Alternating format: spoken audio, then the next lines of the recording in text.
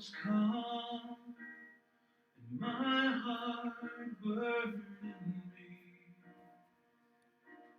then I am still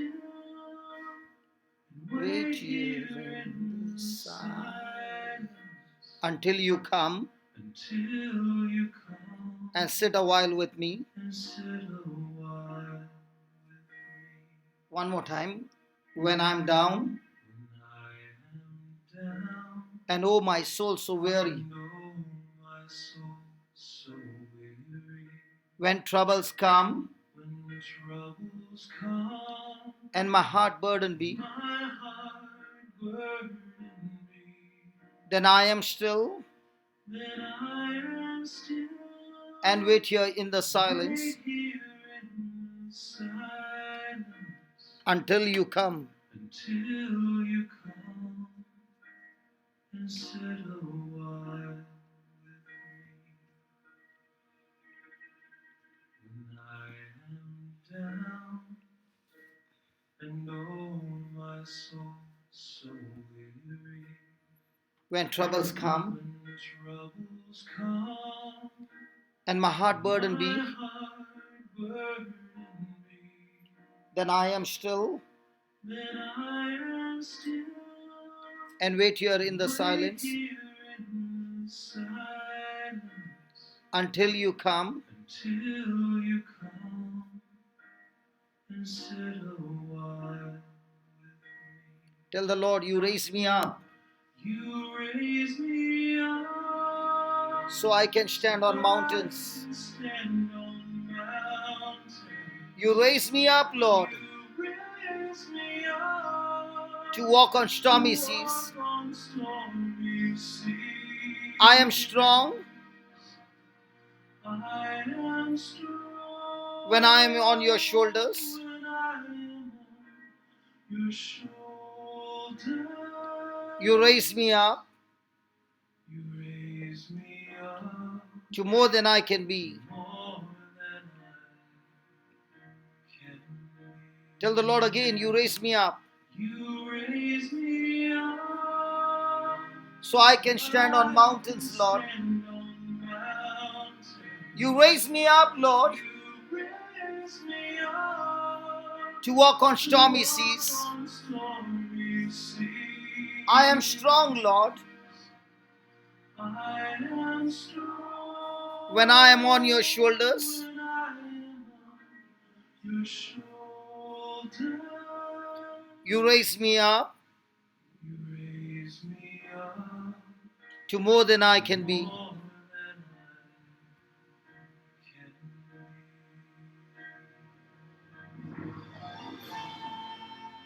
Speak to the Lord and tell him, Lord, I've come here.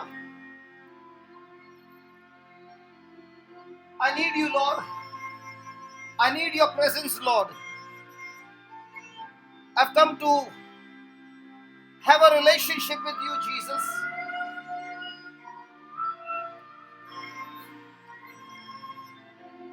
Teach me your word, O Lord, and help me to grow. Come on, speak to the Lord as you prepare yourself. And tell the Lord, Lord, here I am, sitting in your presence, Lord.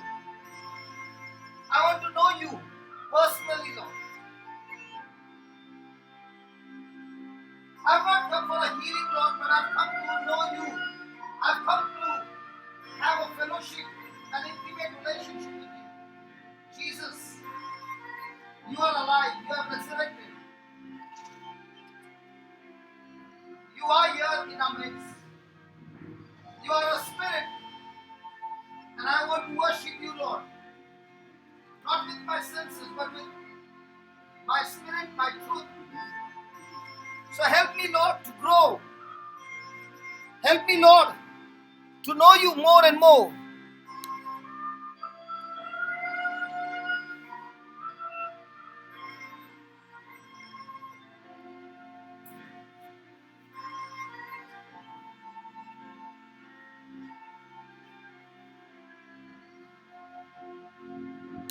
You raise me up can stand on mountains.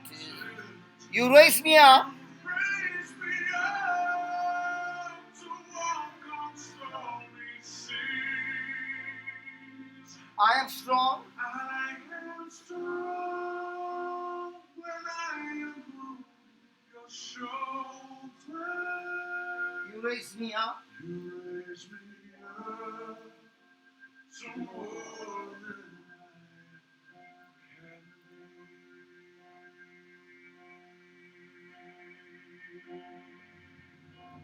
There is no life without song. Each restless heart beats so imperfectly. But when you come, I am filled with wonder. Sometimes I think I glimpse eternity.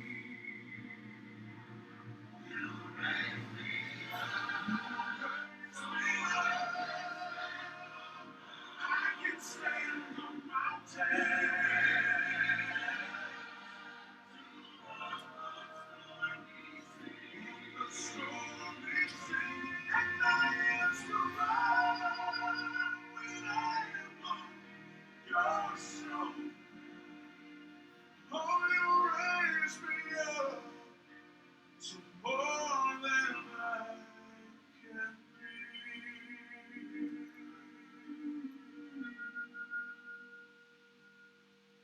You raise me up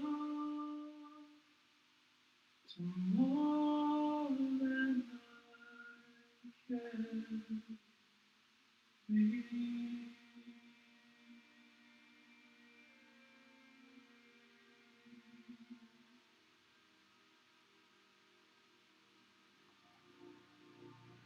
Thank you, Jesus.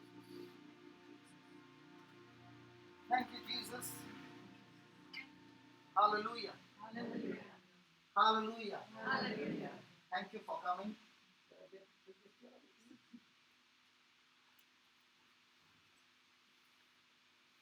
So we are going to study today on the power of the word.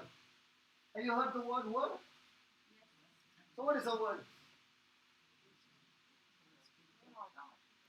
I'm not saying word of God. I'm just saying what is the meaning of the word word?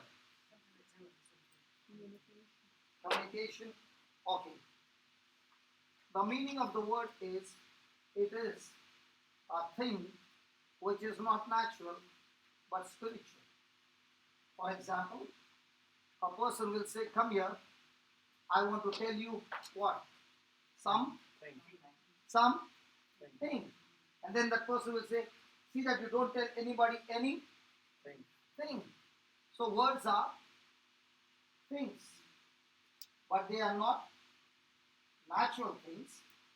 They are spiritual things. So when I said spiritual things, it means things which are unseen. Whatever is unseen is spiritual. And this spiritual thing, when it is spoken out of our mouth, believing, the Spirit of God takes that spiritual thing and turns it into natural thing. Praise the Lord. Praise the Lord. Hallelujah. Hallelujah. So let's go to Genesis chapter 1 and see over there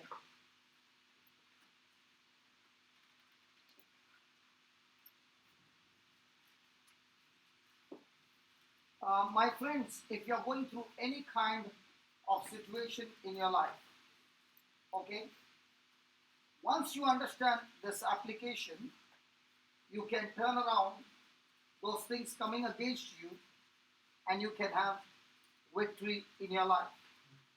Is that a good news? Hello, is that a good news? Yes. Yes. And we are not only going to have just spiritual teaching, but we will have a spiritual demonstration and practice. Praise God. Hallelujah. Hallelujah. Thank you, Jesus. Thank you, Jesus. So let's go to the book of Genesis, chapter 1, verse 1. In the beginning, God created the heaven and the earth. And the earth was without form and void, and darkness was upon the face of the deep, and the Spirit of God moved upon the face of the waters. It's the first verse in the Bible. Praise the Lord. Praise the Lord. So in verse number 2, we find some things. 1, the earth was formless and void. 2, there was darkness all around. Praise God. 3, the Spirit of God moved upon the face of the deep. Now, when the Spirit of God was moving upon the face of the deep, was the Spirit of God creating anything? Was he creating anything? No. He was only moving or hovering over the waters. Praise God. Now, what's a situation that we see over there? A good situation or a bad situation? The earth is formless, void, darkness covered the face of the deep. Was it a good news, bad news? Extreme bad news. Now, when God saw a bad news or a very extreme bad situation, how did God respond? The first thing he did was, in verse number 3, God said, "Let there be light," and there was light. So what did the Lord use? A tool to change a physical situation. So if God used words, and he has created all of us in his likeness and image, so we are not God, but we are like God. So if God used words to create things, the same God is saying that you and I have been given the power to speak words. And our words have power to create physical things for us. Is that a good news or a bad news? So let's say in a day I spoke 1,000 words. How many words do I speak that will create for me a good future? Or how many words did I speak that will create for me a disaster? Example. The doctor gave me a report saying I got cancer. So how many times do I think, believe, and speak to others I am suffering from cancer?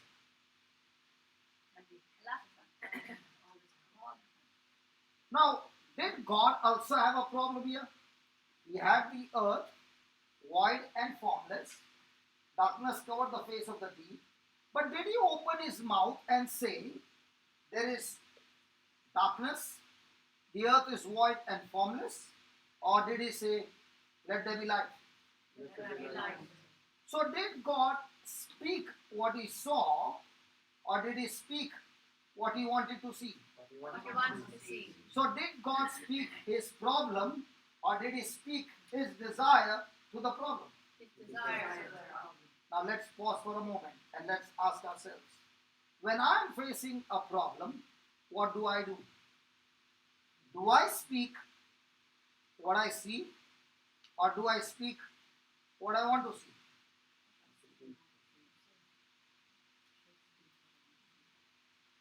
Do I speak and discuss about my problems, or do I speak to the problem?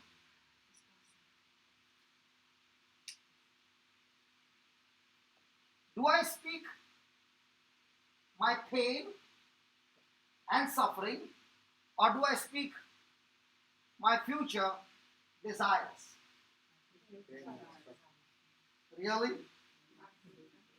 If you are in pain, do you speak your pain or do you speak your desires?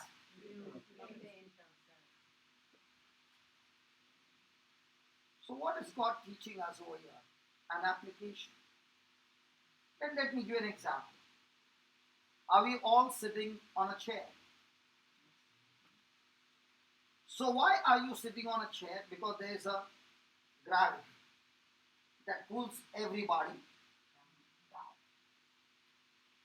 Now if I take this iPad and throw it up, it will still come down. Is it right? That doesn't matter. It will go on. Hallelujah. Hallelujah. Hallelujah. So it will come down.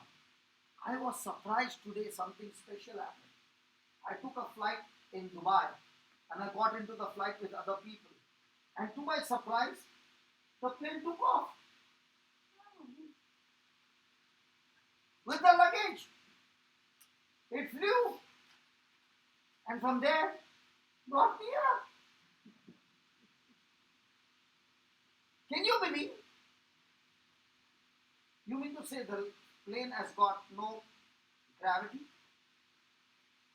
Gravity doesn't work on the airplane? It does. Then how does it fly? It's got an engine. You know, Brother Amal's car also had an engine, but it did not take off.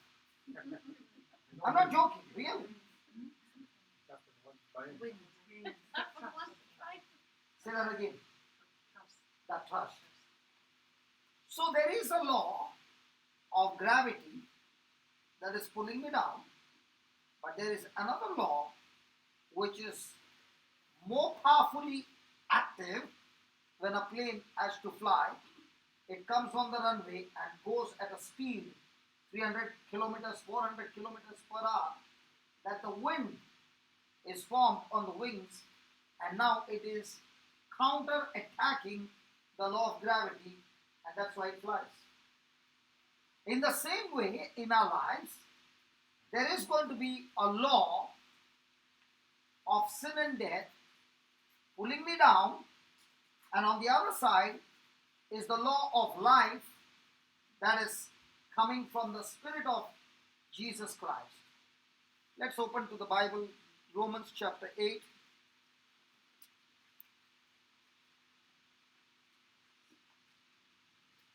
And verse number 2.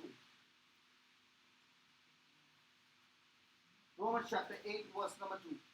For the law of the Spirit of life in Christ Jesus has set me free from the law of sin and death. Is it there? Yeah. So which law has set you free? Now let me explain to you. When God created man, there was only one law, the law of life, that was active in the Garden of Eden. Because all that he created, he said, it is good. But when he created man, he said it is very good. And when he created woman, what did he say? Very nice. He never said anything. He never said anything.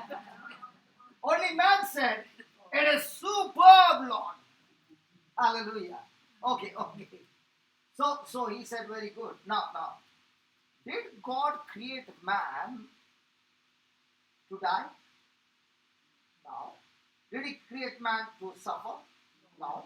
Did he create man to become old? No. He created man to live for all eternity. And why did he create man? He created man in his likeness and image so that he could be his lover and have a relationship with man. So God, the lover, man, the one who is going to receive that love, is a lover. Praise God. Then why was man so sad?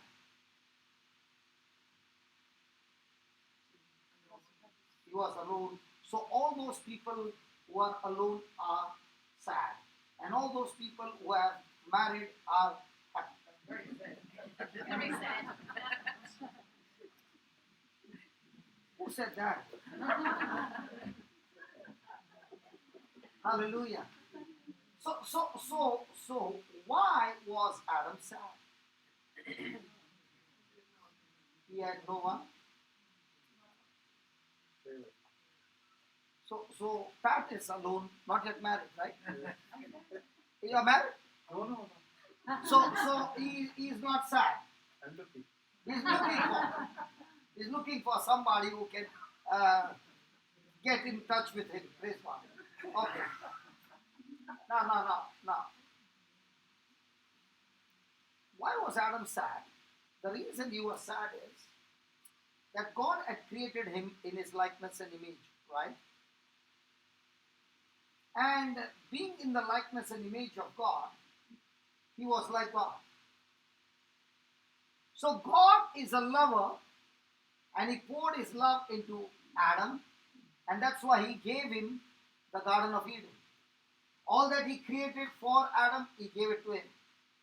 So Adam received everything from God. Now Adam is saying, God, you have made me like you. So I also want to perform like you. When I went to the elephant, it's too big for me.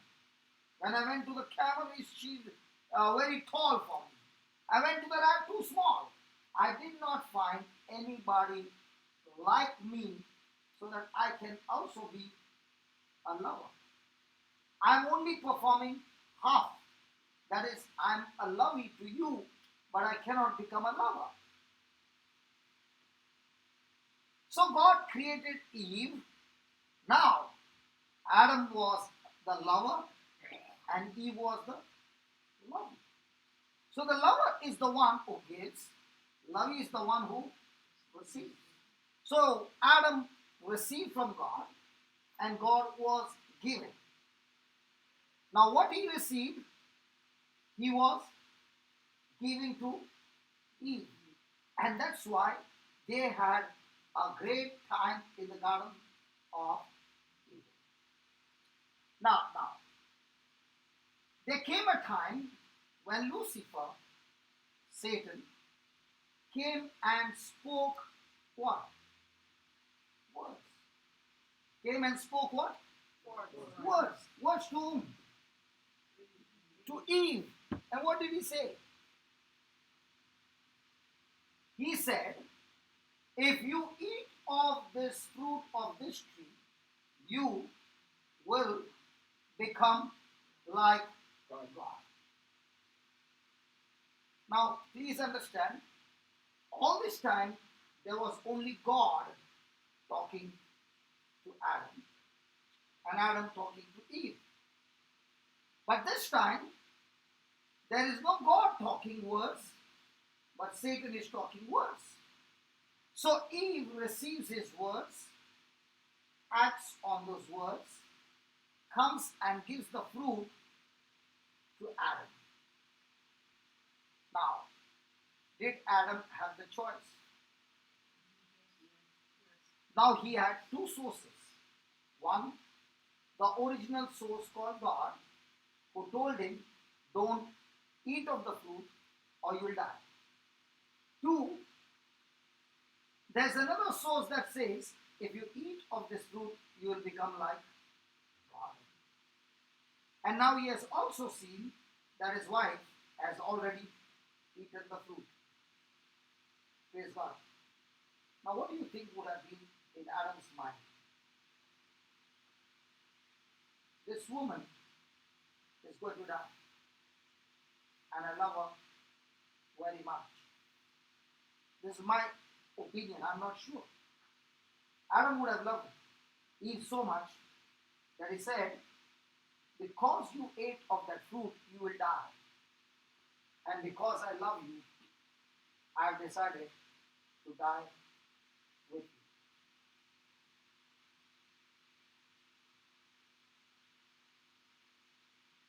And he ate the fruit. So my question to God was, God, why did you plant the tree? If the tree was not planted, there would have been no problem. And you know why did God plant the tree? Can anybody tell me why do you think God planted the tree? To test them. Mhm. Because He loved them. He loved them so much that He gave them the freedom of choice. Adam, if he would have counted the blessings that God had given him, then he would have said, God, you have blessed me so much.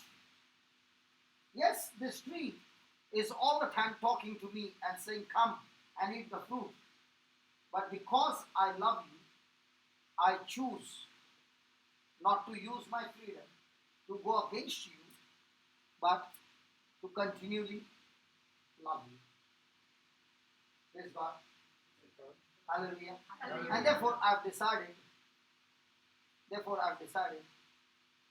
to continue to obey you. For example, when the places where we are working, let's say a husband goes every day to office. Is it possible that he can see a woman more attractive than his wife? Yes. Possible? Yes. Yes. And the secretary is very close to him. They work all the time together. Then the thought comes to him, oh, she looks pretty than my wife. Yes. So can he have a relationship with her?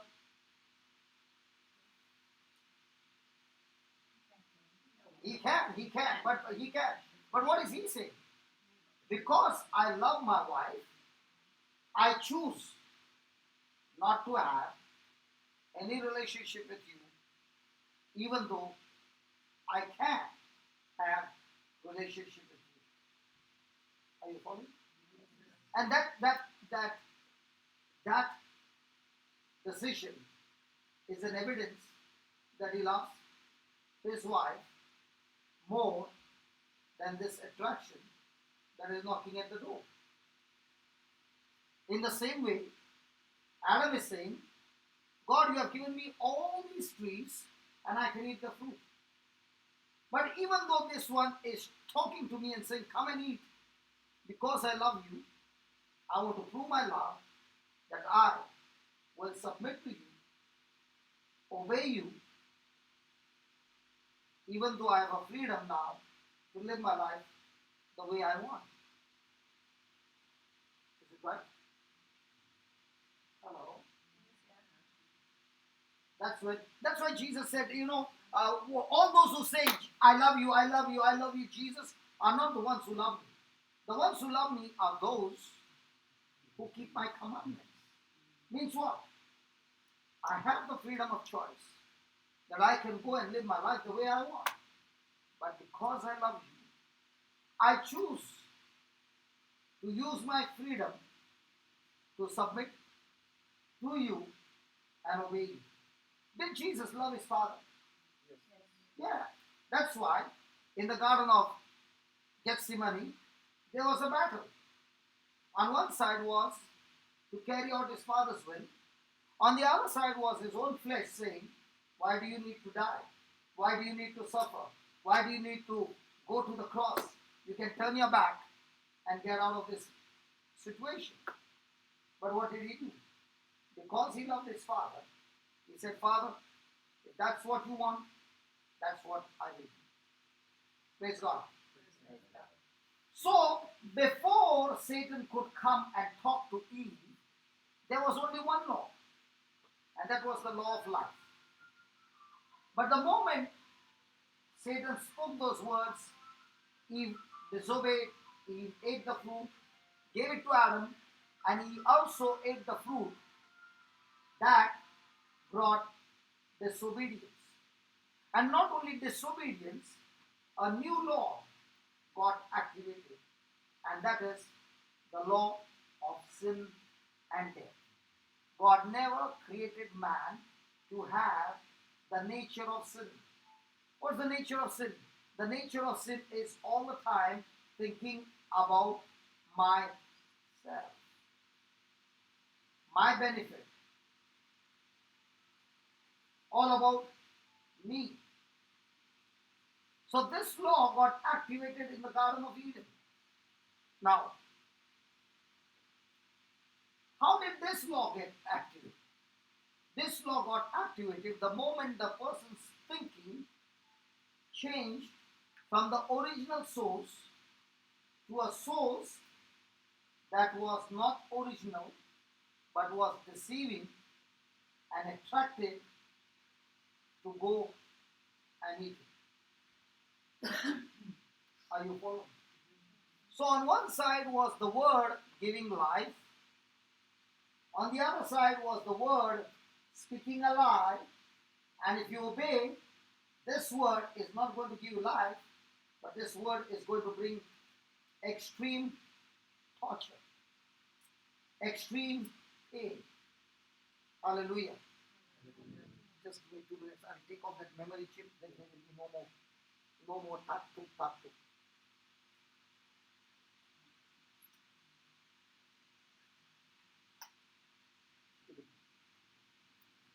Is it gone? Oh, yes, it's gone. Praise God.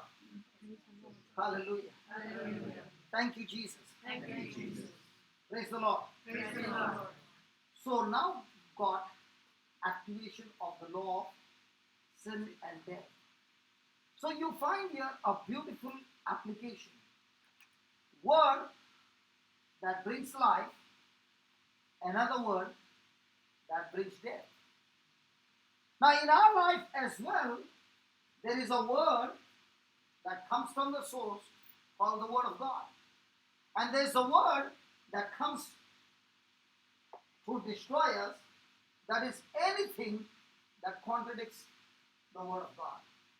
So in this world now, there are so many words mixed up, knowledge imparted, that now we got to be extremely careful, because if I am believing some knowledge that has been given to me and that source is not God, then when I believe those words or that knowledge, it will still bring destruction in my life. Praise God. So now when God saw that a law got activated, and what was that law? The law of sin and death. And in this law, what happened? Adam, who was the God of the Garden of Eden, has now become a slave in the same garden, and Satan has become his master, and he rules over his life. Now God can see that every man coming from the mother's womb, taking birth on this planet Earth, by default, Satan is the master of the child. That means every child born on this planet Earth is destined to go to hell. And God wants to reverse it. He wants to stop the law of sin and death. And therefore, in the Garden of Eden, he speaks and tells Adam and Eve that a seed of a woman will crush the head of Satan.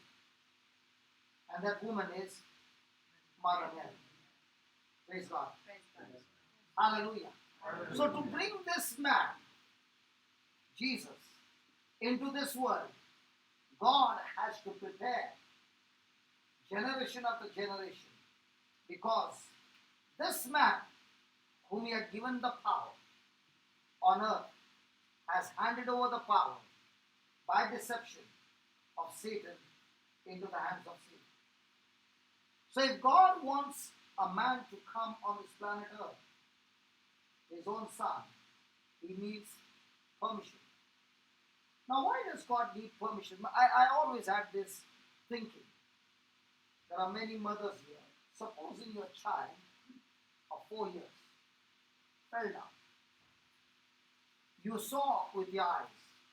Will you keep watching, or will you run and pick up your child? Huh? Only these two are mothers. What about the other mothers? You will turn your face to the other side. Come on, talk to me, please. Yes. You will run. Right? Do you believe you are a child of God? Yes. When you fall and you are suffering, why is God not intervening and lifting you up?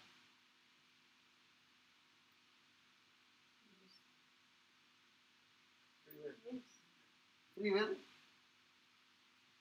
Free will? And what about the child falling? That child has got no free will. The child has free will. The mother doesn't even wait for the free will. She jumps, runs, and picks up the baby, right? Right. So that means you mothers are better than God.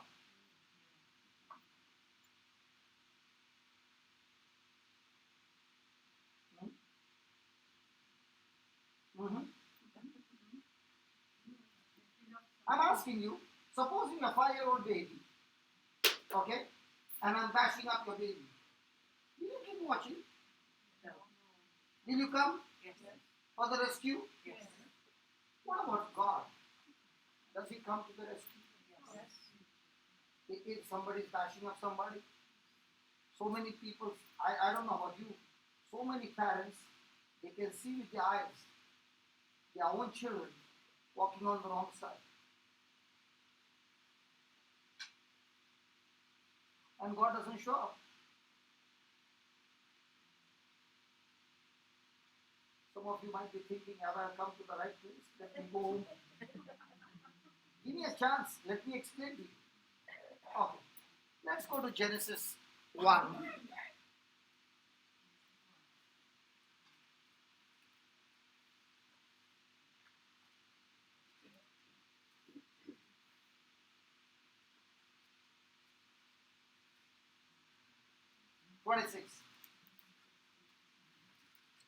Genesis 1:26.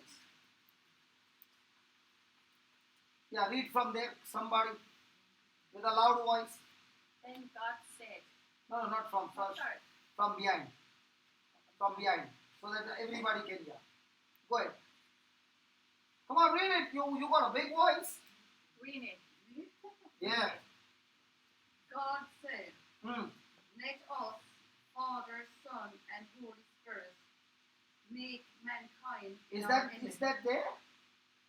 Let us, Father, Son, and the Holy Spirit. Is it there in your Bible? Yes. Are you reading an amplified version? Yes. Yes. Ah, that's right. Okay. Okay, go ahead, read. God said, let us, Father, Son, and Holy Spirit, make mankind in our image after our likeness, Okay. and let them have complete authority. And let, what did you say? And Let them, and let, let them, and let, them, them, and before what did you read? let them, No, but first what did you read? The Father, Son, and the Holy Spirit, let us make mankind. in So our there was image. us who created mankind, and then let them. He's not saying let us, but now he's saying let them. He's not saying let us and them, but he's saying let them. Not us, not us and them, but them. Okay, them. have complete authority Mm. over the fish of the sea, the birds of the air, the tame beasts, and over all the earth, and over everything that creeps upon the earth. So now, who has the authority? But who had before that? God. Can you see the love of God so strong that He creates everything and gives it to Adam and Eve and says, see, listen, just as I rule over the heavens, I want you to rule over this earth. And I've given you a small model of the Garden of Eden. Using my authority, my blessings, my power, I want you to create this Garden of Eden all over the earth. And not only that, I want you to be fruitful and multiply and be blessed. So God, who is unlimited, extremely powerful, by his own words has put the boundaries and said to him, Madam, I love you so much that I give you the freedom. I will not interfere in your affairs. And therefore, even though this earth belonged to me, from now on, I have transferred it to you. You are the owner of it and not me anymore. Hello? So if God has to interfere, will he be breaking his own word? Yes. And that's what is happening. So if God wants to do something, he needs man to ask him to come and interfere in his affairs. And that's how he made a system by which man can call to God for help. And that communication is not only a relationship, but through that communication, which is called prayer, he is asking God to interfere in his affairs.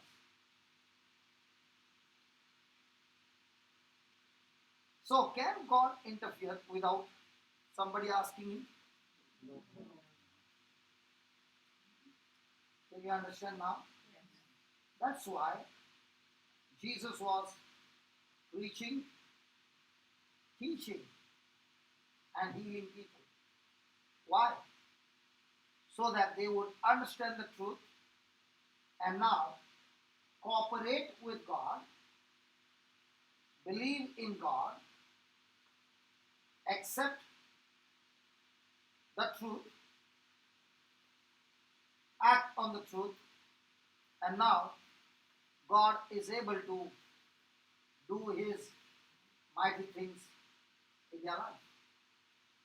Hallelujah. Amen. And that's why he had to ask even Mother Mary's permission before fulfilling his plan and purpose. And that's why the angel Gabriel came to ask her. And what did she say in the end? Yes, I am the handmaid of the Lord. Be it done unto me according to thy word. So did she cooperate with God? Yeah. Yes. Did God now get his son Jesus onto this planet Earth? Yes. So why did Jesus actually come to this planet Earth? He came to this planet Earth to reverse what? The law of sin and death, which was active in the Garden of Eden. He came to reverse it. And how was he supposed to reverse?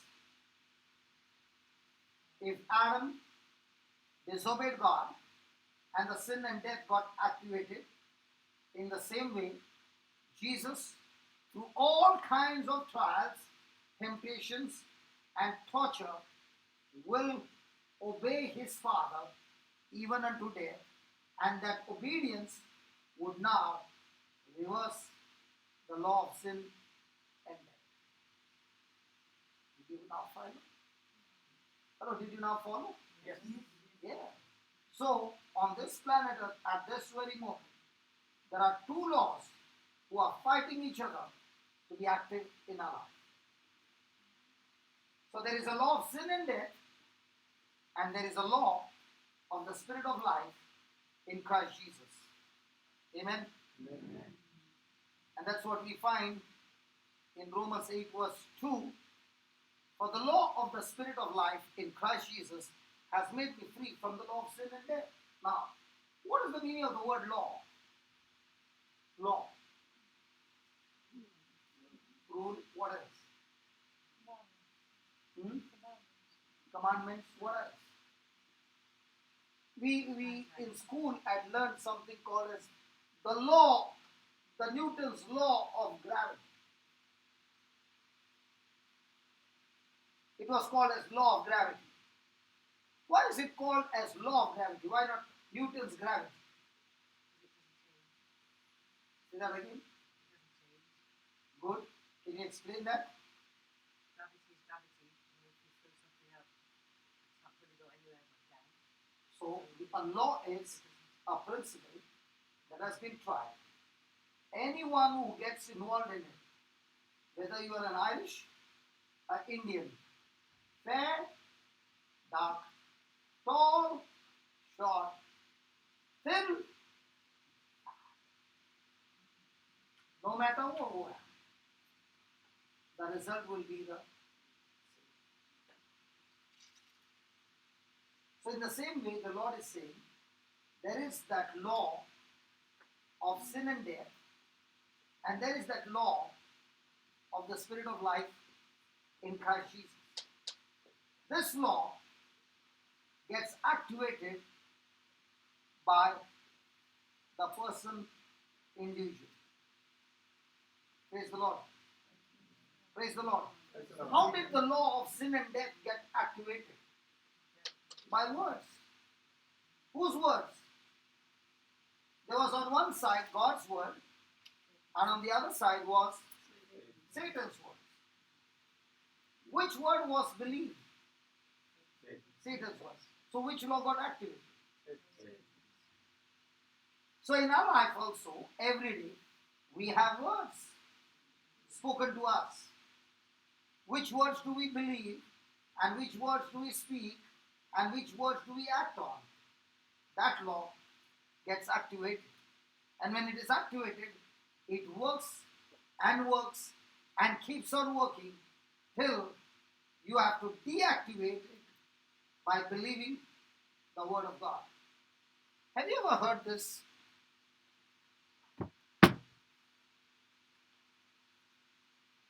In Deuteronomy 28, the Bible says, when you obey God's commandments, all these blessings will come upon you. Agree? Yeah. And in the same chapter it says, if you disobey these commandments, all these curses will come upon you. Agree? Hello? Yes. So when does a curse come upon a person? When a person has disobeyed God, the curse will come upon the person. Now, in the New Testament, that was in the Old Testament. In the New Testament, how does a person get blessed? Baptism. Hmm? Baptism. Baptism. Okay. My three loving sisters. Don't look behind. I'm talking to you, and you know it very well. Hmm? How does a person get blessed? Walking with God. Something more. Okay, let's see the Bible. How does a person get blessed? Ephesians 1:3. Can you read it loudly, Baba?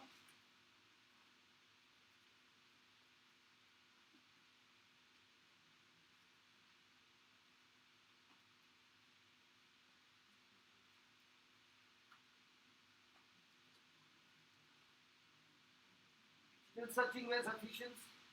Come on, read it from the Amplified, no problem. May blessing, praise. May, it's not may. May.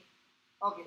May blessing, praise, laudation, and eulogy be to God the Father of our Lord Jesus Christ, the Messiah.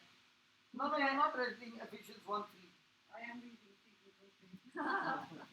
Who has blessed us in Okay, Christ. who has? Who has blessed us in Christ with Okay. every spiritual blessing in the heavenly realm. So read from there. Has blessed us.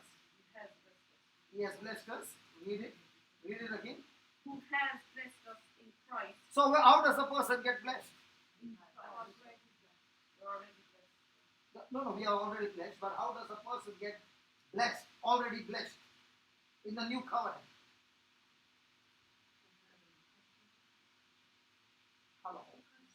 Or is my question clear? In the Old Testament, I get blessed when I follow God's commandments. Yes. When I disobey God's commandments, Deuteronomy chapter 28 says, from the 15th verse, all these curses will come upon you. Agree? Yeah. Now, in the New Testament, how does a person get blessed? Like Jesus died on the cross. By the Holy Spirit. You know, in the New Testament, we get blessed not because I obeyed God. I get blessed because I believe in the finished works of Jesus on the cross. In the New Old Testament, it was your works that gets you qualified. In the New Testament, it is the works of Jesus in whom you believe that gets you qualified. So in the New Testament, anything that you want to experience from God, it is all about believing. Say that? Say that? Believing. Believing. Now, do we all have believing? Yes, no, yes. Come on, do we all have believing? Yes. Somebody say, no, I can hear that. And it's a male voice. Again, let me ask. Do we all have believing? Yes. He also changed to yes now. You said no. So, what is that believing that God is looking for? There are two kinds of believing. There are two kinds of believing. One is the believing that is based on what I see. Do you believe there's a sister sitting next to you? Yes, so how do you believe? I can see her, I can touch her, I can feel her. That is belief. Do you believe there's an angel sitting next to you? Yes. She's already shaking out. Come on, do you believe there's an angel sitting next to you? You believe that you got a guardian angel. Who told you? Your mama? No, who told you? The catechism teacher? When you were small? Yeah, you learned the prayer. That's why you believe. Okay. Now, here's a situation where she can believe that there's a person sitting next to her, no problem. But here, she's believing because she was taught. The believing that Jesus is talking about, or God is talking about, is when a person has confidence in his believing. And when you get that confidence in that believing, you get confidence in that believing when you have the written word of God. So there are two kinds of believing. One, I use my natural eyes to look into the mirror and shave my beard. Because I have not seen my beard. I can only see my beard in the mirror and take a corresponding action. That's the natural. There's another mirror, which is a spiritual mirror, that does not show me natural things, but it shows me spiritual things, called the Bible. Because God's word in Hebrews 1:14 says that God has put his angels on our service. And they work for us. They serve us. And they are the ones who bring forth our salvation. They are the ones who bring forth our healing, our deliverance, our prosperity, our protection, the whole package. Now, when I have that scripture written, I have a choice. On one side, I cannot see it, but I can only see it written in the word. So who are the ones who will experience the power of God? The ones who read the Bible every day? 1. 2. The person read it and acted on it. So the moment he's acting on it, is he living by faith or sight? So most of the time, when we make decisions, when we speak to one another, do we speak based on sight or faith? So a person, as long as he's believing based on sight, will never ever experience supernatural manifestation of the Holy Spirit. The Holy Spirit moves only when a person is believing the written word of God, having no physical evidence, only spiritual evidence, looking into the mirror. Not the natural, the Bible. So how do I know I'm blessed? I know I'm blessed because the Father said, the day I made Jesus the Lord of my life by believing in his sacrifice.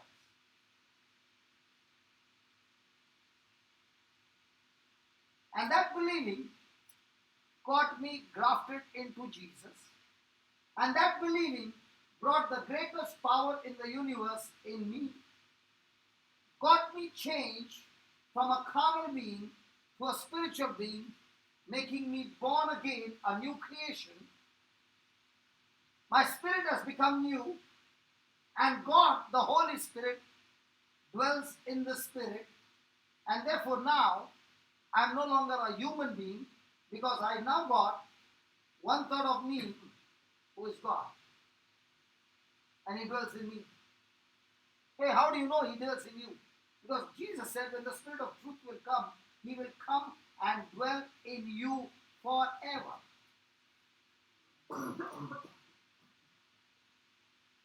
What is that in your state?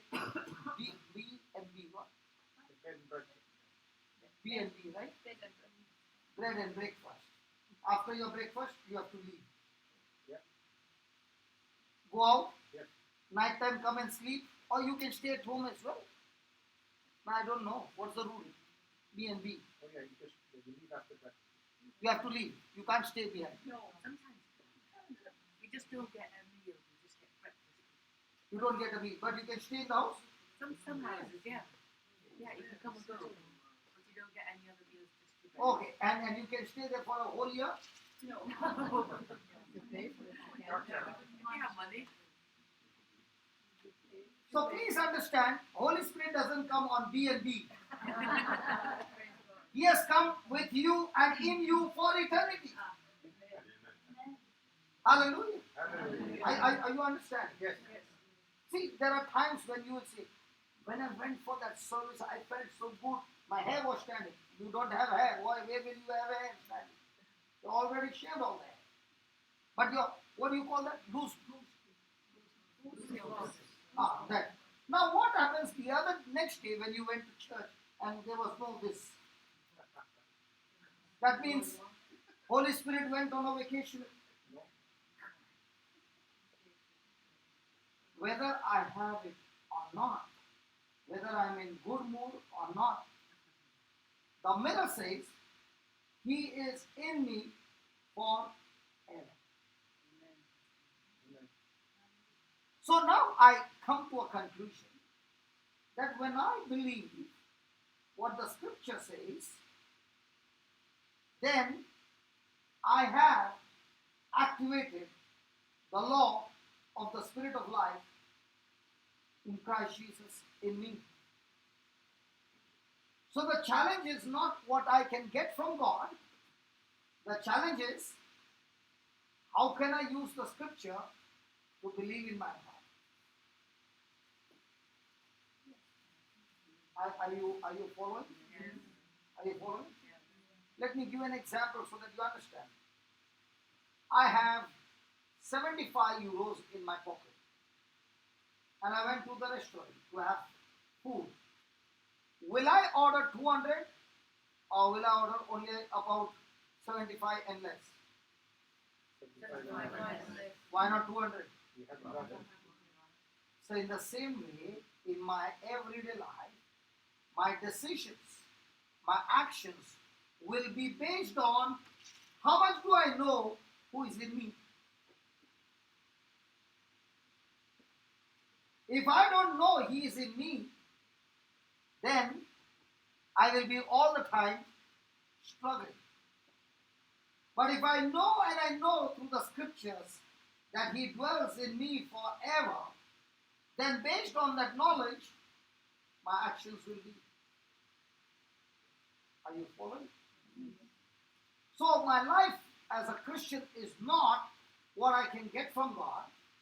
My knowledge as a Christian is how much can I teach this mind who has been trained to believe things which are seen. And now I have to teach this mind things which are not seen, evidence that is not found. The only evidence that is found is in the scriptures.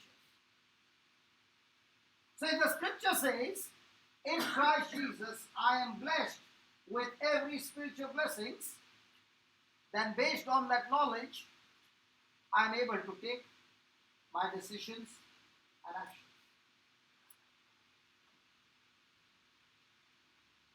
Are you following? Yes. So, when will a person activate the law of the Spirit of life in Christ Jesus? Who activates it? God, the devil, the preacher, or the person himself? And when does he activate it? Huh? When he believes the word. Now let's say Pat, just an example, Pat, don't get annoyed with me. Let's say Pat is a preacher. And I go to Pat and I say, you know, brother Pat, my life has become really, really difficult. No matter how much I try. Are you able to hear behind? Clear? Or can I, or do you want me to on the mic? Clear? Okay, please God. So, what did she say to you? I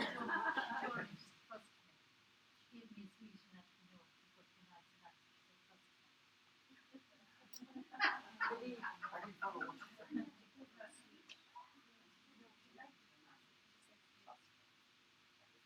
How can children eat sweets in the class?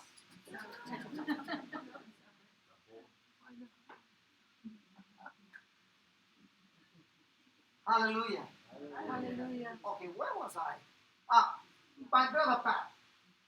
I go to him and I tell him, you know, my life has become miserable. And he says, are you a Christian? Yeah, I'm a Christian.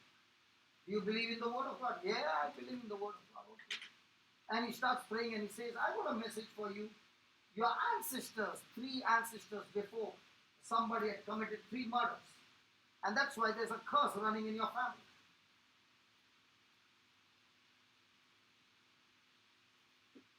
My God, everybody became really, it's an example you have. You're not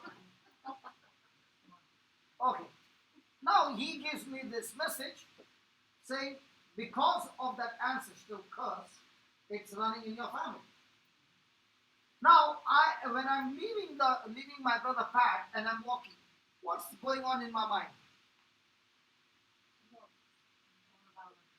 All about who? What Jesus said. Or what Pat said. So, if I am going on thinking on what Pat said, am I believing on what Pat said? Yes. Now, what Pat said was a truth or a lie? Prove it.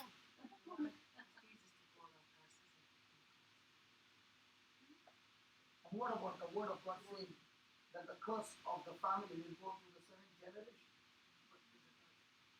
I can show you. Huh? What is that? But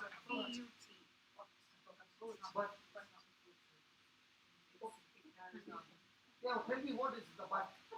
It's that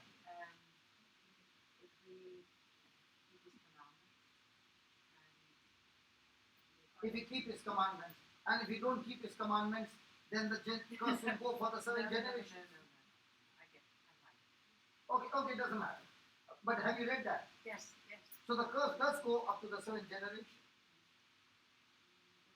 But in the new, that's the old covenant. Ah, so my brother Pat was teaching me the old covenant or the new covenant. The old covenant. Yeah. In the old covenant, what he was saying was right. Yes. But in the new covenant, does it apply? No. So when he tells me, do I understand it's a old or a new? No. I just take his words. Now when I'm thinking on all these things, has Pat activated the law of curse in my life? Yes. How? My words. By words. Now when I began to believe those words, have I activated the curse? Yes. Now let me prove to you. Okay. Somebody might be going through this and saying, hey brother, if the theory is good, can you show me something practical? Okay. Let's say a person committed 100 murders. How many? 100. He killed 100 people.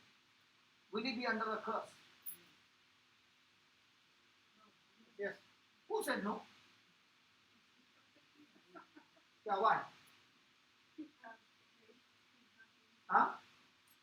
Because Galatians 3:13 says, So I can go and kill people, huh? So I can kill I can vote for abortion. Because I live at Galatians 3:13 as redeemed. Yeah, tell her. After 100 murders, there's no curse on my life. God bless you. She'll say, why did I open my mouth? Okay, listen. The curse gets activated when I disobey God. Now somebody will say, hey, listen, I'm a Christian. That's why I'm no longer under curse. Ephesians 1:3 says, I've been blessed with all spiritual blessings. You are speaking the scriptures. But have you believed those scriptures? Because the definition of belief, just can you write down the definition of belief, please? Can anybody give me a definition of belief? I think you're listening to all my CVs. That's why you're giving all the right answers. And I'm wondering from where she's getting all that. Okay. The word belief means my action corresponds to the message. So if a person is saying, I'm believing the scriptures, what's the next point? I'm going to see your action. Praise God. Whenever a person is believing any scriptures, there will be two tests. One is the person will have extreme joy and peace. When he is believing the scriptures. When a person is not believing the scriptures, there will be a test. What's the opposite of joy? Sorrow. And what's the opposite of peace? Anxiety, worry. Has anybody ever experienced that? Which year? 19?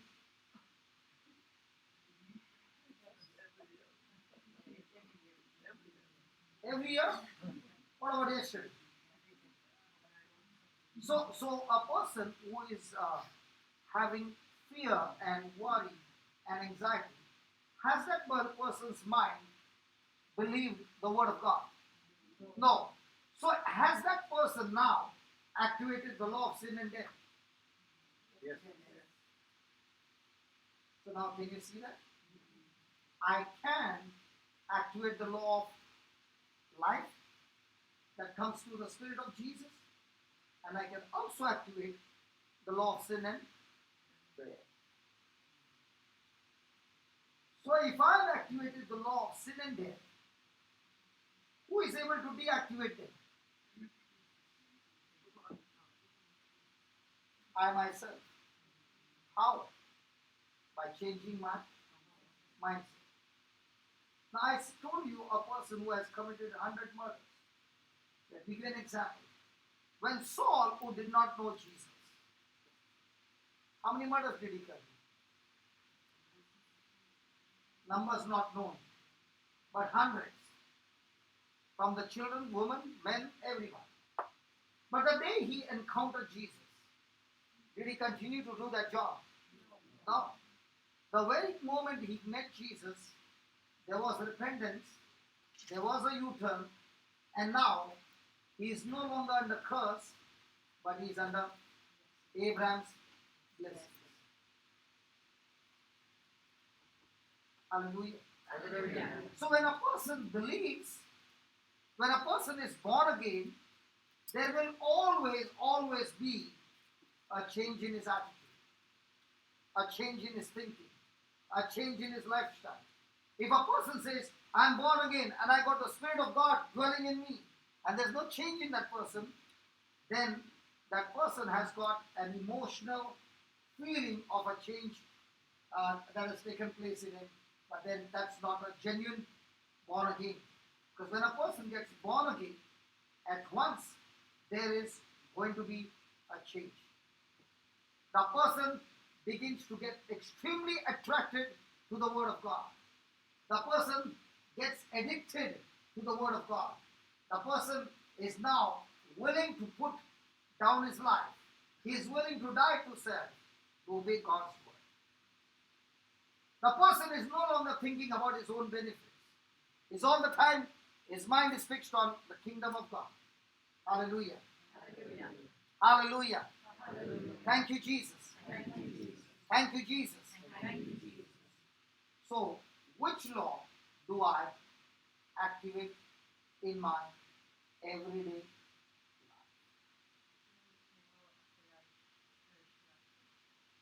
And that's why there is a challenge every day. Knowledge is bombarded on us. There's a knowledge that comes from the Bible, and there's a knowledge that comes through different medias, trying to have access in our life. And the challenge is, which knowledge am I going to accept? Which knowledge am I going to put into practice? And that's the challenge till the last breath of our life. Our real battle is not Satan. Our real battle is our own self. And the self is all the time demanding, longing for the things of this world. And our spirit that has been changed is all the time longing to do the Father's will. Praise God. Hallelujah. So let's take a testimony and let's see in this testimony how did this person activate the law of life. Can you take that? Let's go to Acts chapter 14.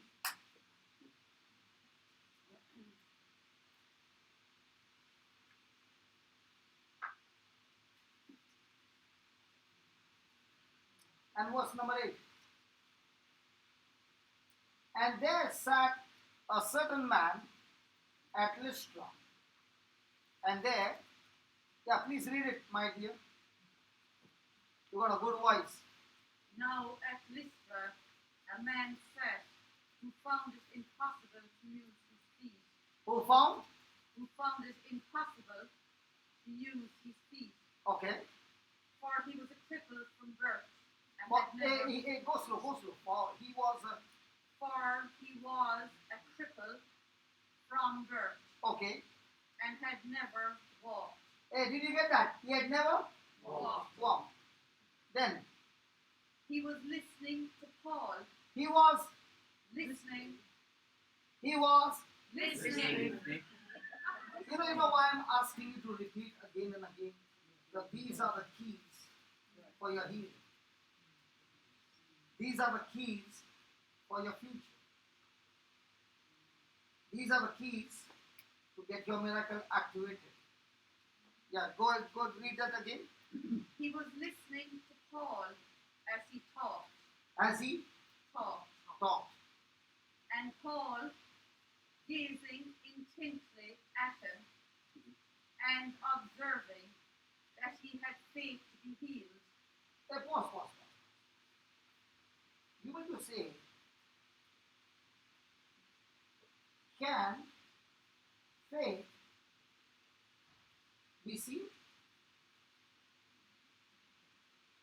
Is faith seen?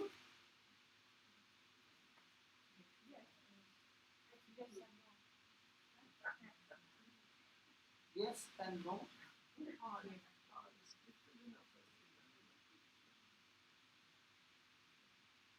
You all both can discuss and give me the answer. Can faith be seen? Yes, it can. Can you give me an example? Well, all of us being here today, that's faith. It's our faith. And faith is the evidence of things not seen. It's evidence. It's proof. Yes, Sheila, you're right. It's evidence. When you see people and their actions, what they're willing to do, and he was there, he was listening But to faith Paul. is the evidence of things not seen. But he was listening to Paul, that man. I am asking you, the definition of faith is the evidence of things not seen. Yes. Hold on. What's the definition of faith? Now, for example, again, can I take an example where you won't get offended, right? Now, you can see her. She's already holding her head. I don't know what for. Are you confused? Yes, very. Do you know why I'm confusing you? So that you can be sure.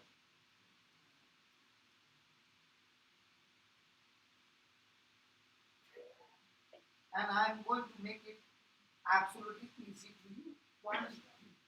Can you see her? Yes. Do you need faith to see her? So you know she's there.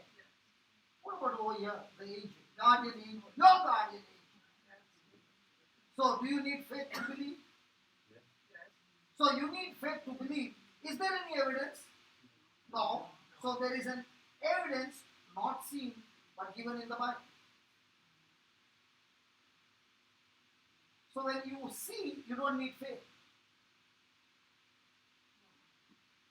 But to believe the unseen, you need faith. And faith from where? From the scripture. Are you following? Again. Your eyes can see her. You don't need faith. Because you know she's here. But this guardian angel, you can't see. And therefore you need faith. Because faith is believing always in evidence not seen. And what's your evidence to believe? The scripture says. Clear? Clear? Now, coming to you. Can faith be seen? No. She has faith. Okay. Let me explain. What is Paul seeing? Hold on. Let me explain. Was this man born a cripple from his mother's womb? Yes. Will he ever have faith that he will ever stand on his feet? No. Because he has never stood, and his condition of his leg was so bad that it was impossible for him to stand. Yes. Agree?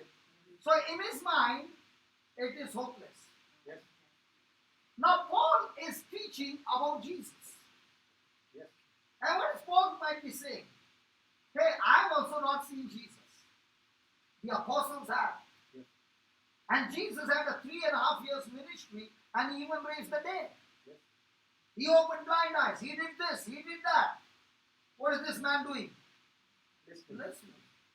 And then Paul says, Jesus not only died, he was buried, and he got resurrected.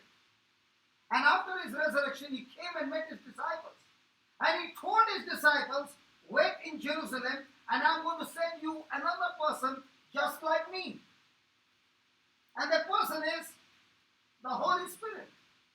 And I, Paul, Saul, who now became Paul, I was on my way to Damascus to kill people, and I encountered this Jesus, and he sent a man named Ananias who laid hands on me. My eyes were gone for 3 days, I was blind, and he laid hands and said, Brother Paul, receive the Holy Spirit, receive sight. on my way to on the way to Damascus, but this Holy Ghost who came into me healed me instantly. Now, what do you think must be happening to this man? Faith. His mind has got renewed. Now his hopelessness has brought hope. And he's saying that same Jesus who died is in heaven, but the person like him he has sent on earth and is working with us. This person named Holy Spirit, I have not seen him, but he works through me, and not only my eyes got healed, he begins to speak to me, and through my hands, I have seen so many getting healed. Now, what happened to that man? His thinking has changed. And now, faith has come into him. So when faith has come into him, is he all excited? Yes. Have you ever seen a person with depression? Yes. Can you see that fear in that person? Yes. When you see a horror movie, have you seen your face? So faith or fear can be seen in a person. But that person in whom you see faith, that person is believing in things not seen, but he's seeing it through his spiritual eyes, through the word of God. Are you following now? Yes. So what was Paul doing to him? Paul was not healing him. Paul was only changing his thinking from hopelessness to new hope that Jesus is still alive and he still does wonders when he was doing in his physical body. Now he's doing it through his Holy Spirit. Now this man would have said, if only I was there in Galilee and Jesus had to pass by, I could have got healed. And what do you think Paul is saying? Now listen, even in those days you were not there, but that same Jesus now is there because he said, where 2 or 3 are gathered in my name, I am there in their midst.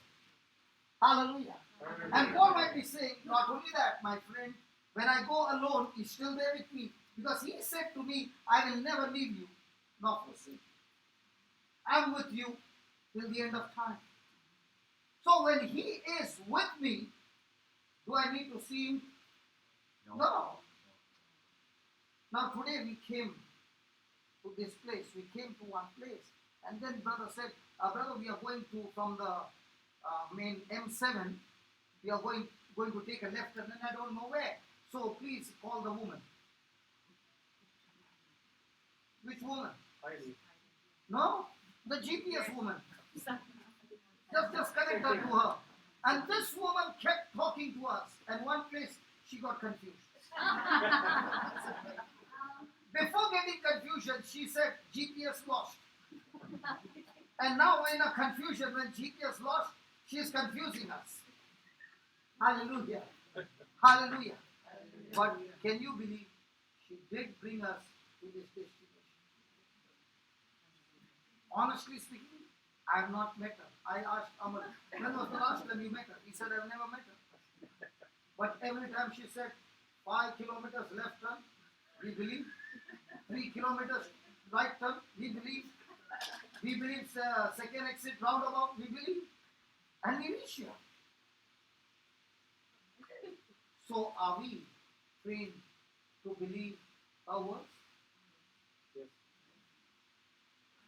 So why is it difficult to believe the Creator's words?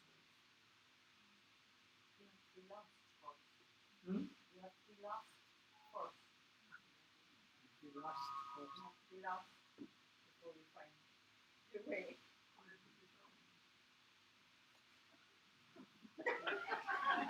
Now I am lost with what you said. I gotcha. So that means I must tell everybody You're lost. to experience the Bible, you must first get lost.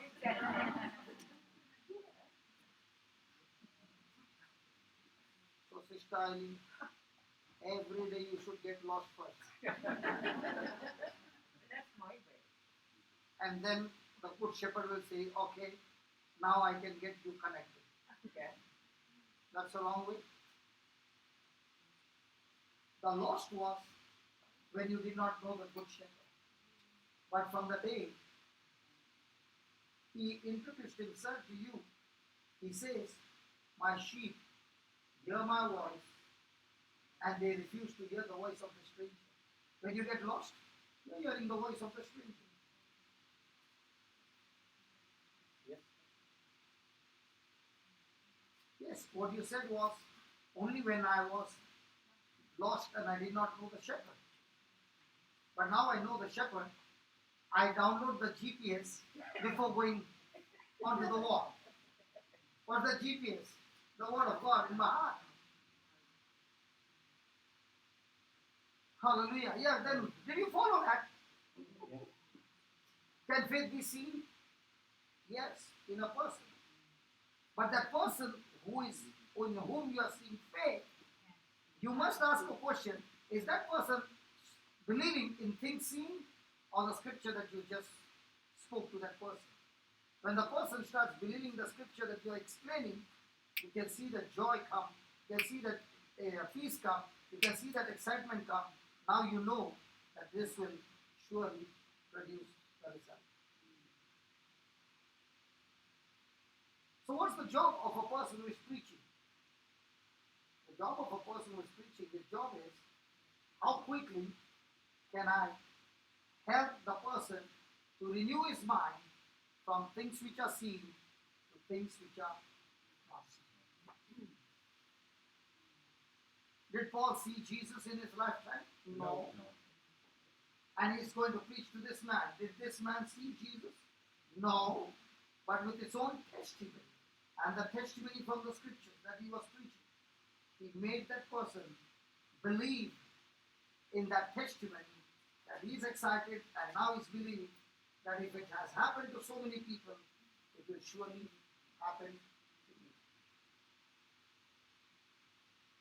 Go ahead, read it again. Can you put on the light, brother? There are no lights here.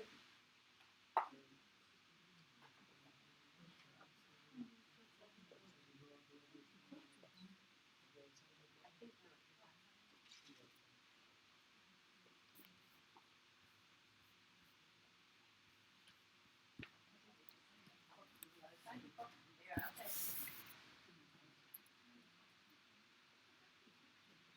No, then the video will come very nice. If you put the light on from here, then already I'm dark. I'll come like an African. Okay, you might be looking good even with that light. Yeah. She's turning him on. Hallelujah. Hallelujah. Because the light behind, it's brighter. So the lens will take my image extremely dark, like that. But if I open the curtain here, I look like you, fair.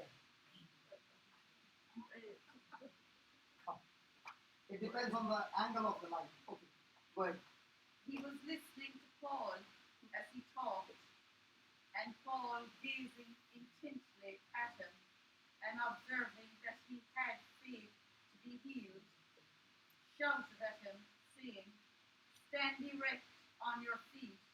Hey, listen, I got distracted. Can you please read it again? I'm sorry.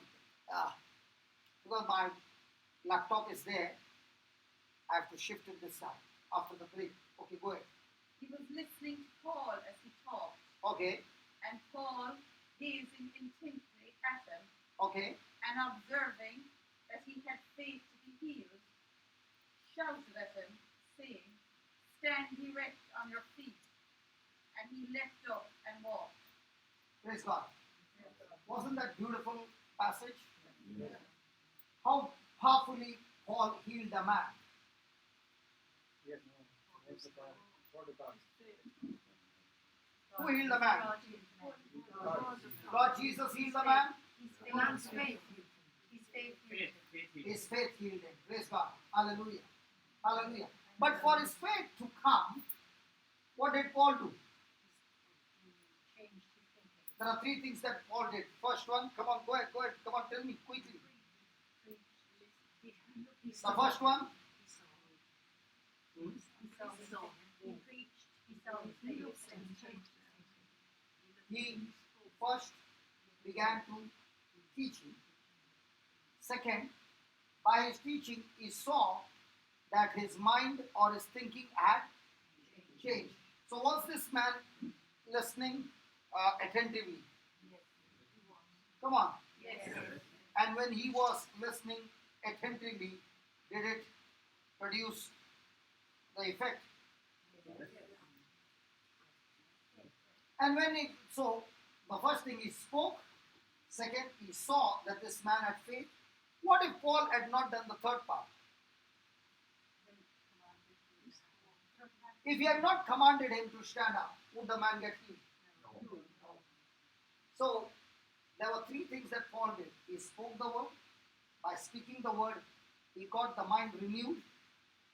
And after getting the mind renewed, when he spoke and enforced the word in that person's life, the job was done.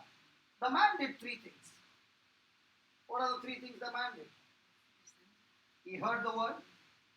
Yeah. He renewed his mind and believed. Three, he acted on the word of God. Hallelujah. Hallelujah. So, today, you are going to write some notes, and then we are going to call you one by one, taking the same scripture.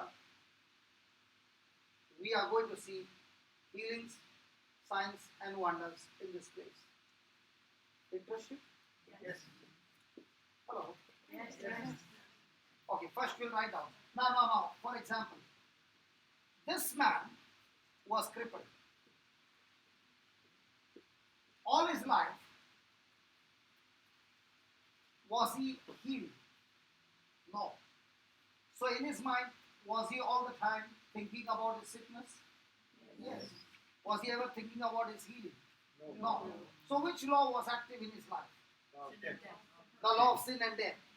Now when Paul began to speak the word, and this person renewed his mind, heard the word, and acted on it, which law did he activate? The law, the spirit of life in Christ Jesus. So might be you are going through some crisis in your life. Can you also change that crisis into testimony?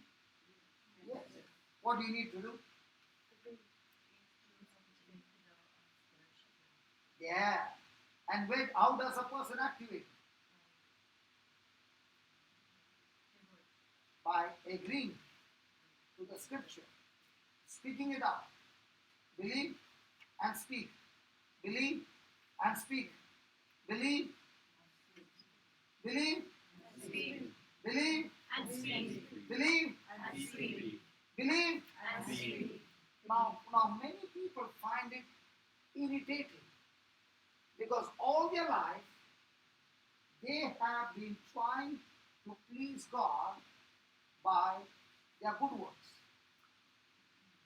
And God is saying that the only way you can please me is not by your good works, but by your faith. That is believing the answer. Okay? After you write the notes, I'm going to take you one scripture and then we will have some healings. Is that okay? Yeah. Praise God. Okay, write down. Knowing, write down knowing, K-N-O-W, knowing how to cooperate with God, knowing how to cooperate with God is an important component,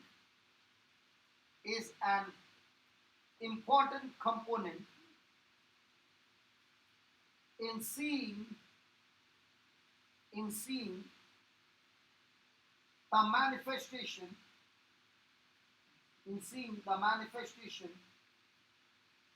of the finished works,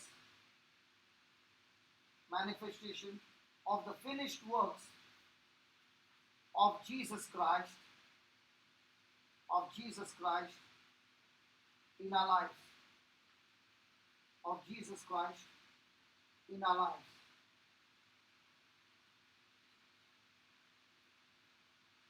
Jesus has made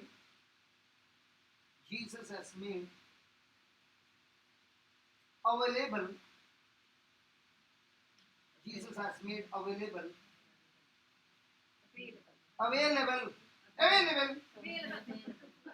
Please bear with me, come on. If somebody is going through something with your Irish English, can you just help the other person? Yes.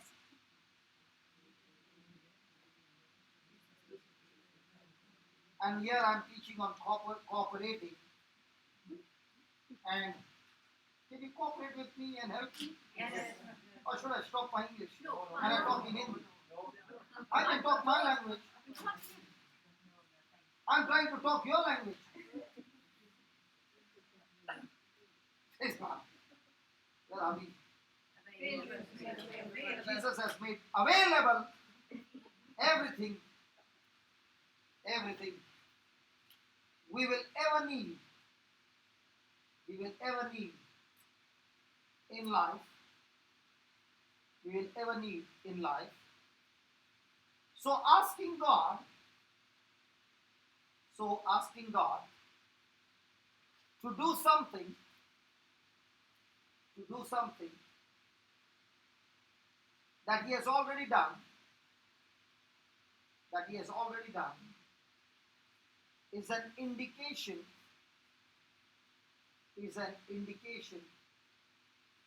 of unbelief. It's an indication of unbelief. If we want to see manifestation, if we want to see the manifestations, we must believe. We must believe. But doubt cancels out belief, but doubt cancels out belief and shuts us down. And shuts us down.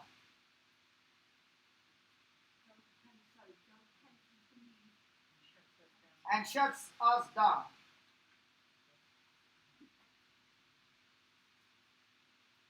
To overcome doubt,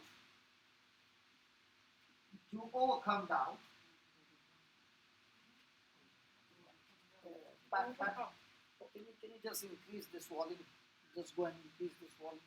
Okay. Just praise the Lord. Can you hear this? Okay. This better? Okay.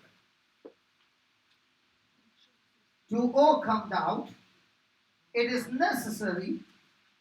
Is this better? Yes. It is necessary to disregard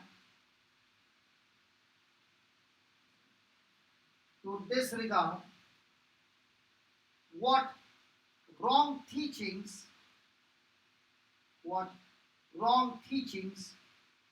has taught us,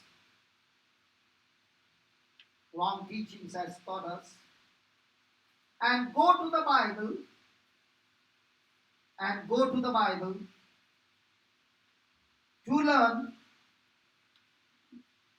to learn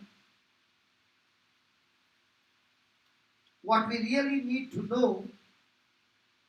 Go to the Bible to learn what we really need to know in this area.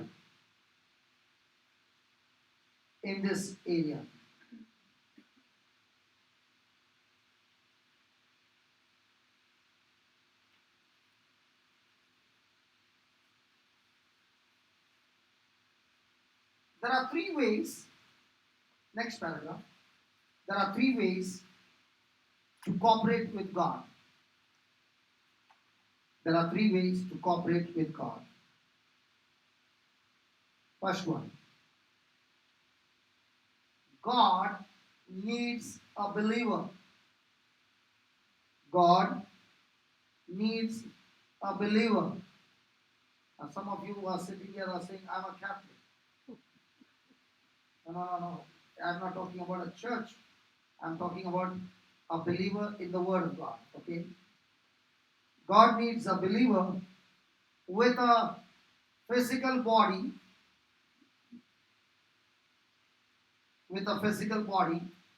in bracket alive.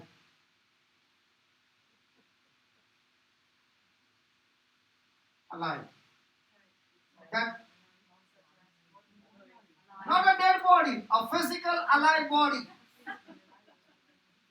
Is there anybody who has got a live body here? Or a dead body? A live body. That he can work through. That he can work through.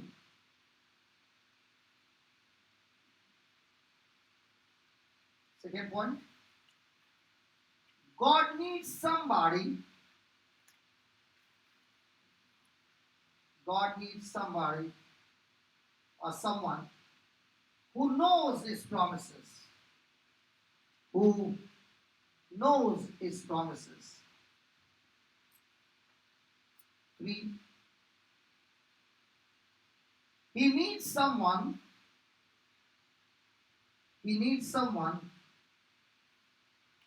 to enforce these promises. He needs someone to enforce these promises by releasing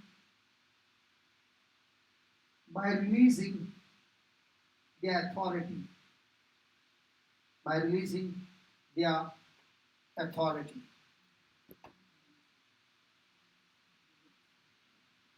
Hallelujah. Hallelujah. Thank you, Jesus. Thank you, Jesus. So what's the first thing we need? A believer having a physical body that is alive. So God is now did Paul, I'm talking to you from the scripture that we read just now. Did Paul have a alive, a living physical body? Yes. Was he believing in Jesus Yes. and in the Word? Yes. So now has he got qualified that God can work through him? Yes. Now, is there anybody who has got a physical living body over here? That yes is not coming. Yes. Are you believing in Jesus and in His Word? Yes. So, are you qualified that God can work through you? Yes. That one came good. Praise God. Second. What's the second point? This believer must have knowledge of the promises of God. So, what do you need? Is that enough? What's the third one? The authority is there. But what is very important is to enforce that authority with confidence. So when a person with confidence speaks the word, now did Paul have confidence in what he was preaching? Did he have confidence in God's faithfulness? Did he have confidence in God's promises? Did he open his mouth and tell the man, stand up right now? Now with his eyes, did he have evidence that this man can be healed? No. I'm talking about the evidence. No. But by his faith, did he have the evidence now by the power of God that this man can be healed? Okay. Now I want somebody who has got some problem in the bones. What problem is that?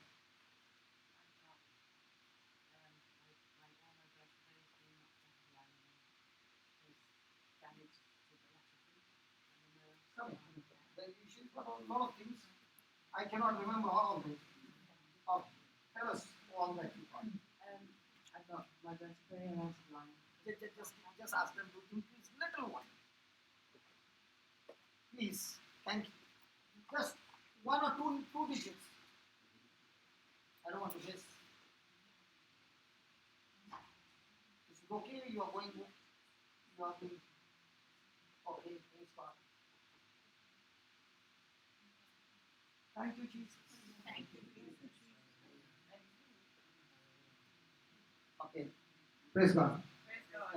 I have injury in my spinal cord because of car crash, and I have constant headaches for 12 years, and just You know where it is. Just one minus. How many did she add? 2, I think. 2. So ask her to add over minus 1. So that humming sound after some time will cause headache to all of us. First of all, my voice, then this one. Yeah. Yes, sir. I've had injury in my spine from a car crash, and injury in my spine from car crashes, and there's nothing medically they can do, and I've had headaches for almost 12 years, and there's a nerve, the vagus nerve is trapped, and it causes huge problems in all of my system. What now? It's the vagus nerve. Vagus. Yeah, it's the cranial nerve that comes out. From the brain. Yes, and got down to all the many organs in the body. Okay. All the ones. So that nerve has got damaged. Oh, praise God. We can fix it. Yeah. And That's why you got the headache all the time. all the time, Okay. and shoulder pain and back pain. Okay. It's meant- That's all because of that one nerve. Yes, it's a big nerve. It is actually, it's actually the distributor to all the Yeah, organs. it's called the wandering nerve. Wandering nerve. So it goes to many of the Not organs. many of the organs. Okay, praise God. Praise God. So what do you believe now? I believe that I'm already healed. Okay. You got a headache, you got a spine pain, Yeah. you got a chest pain, Weakness. weakness, all those symptoms are there. Okay.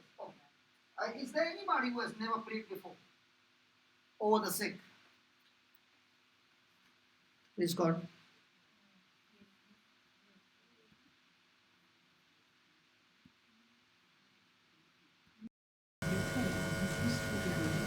Can I get somebody who has not prayed over anybody till today? Yeah, come in. Come in.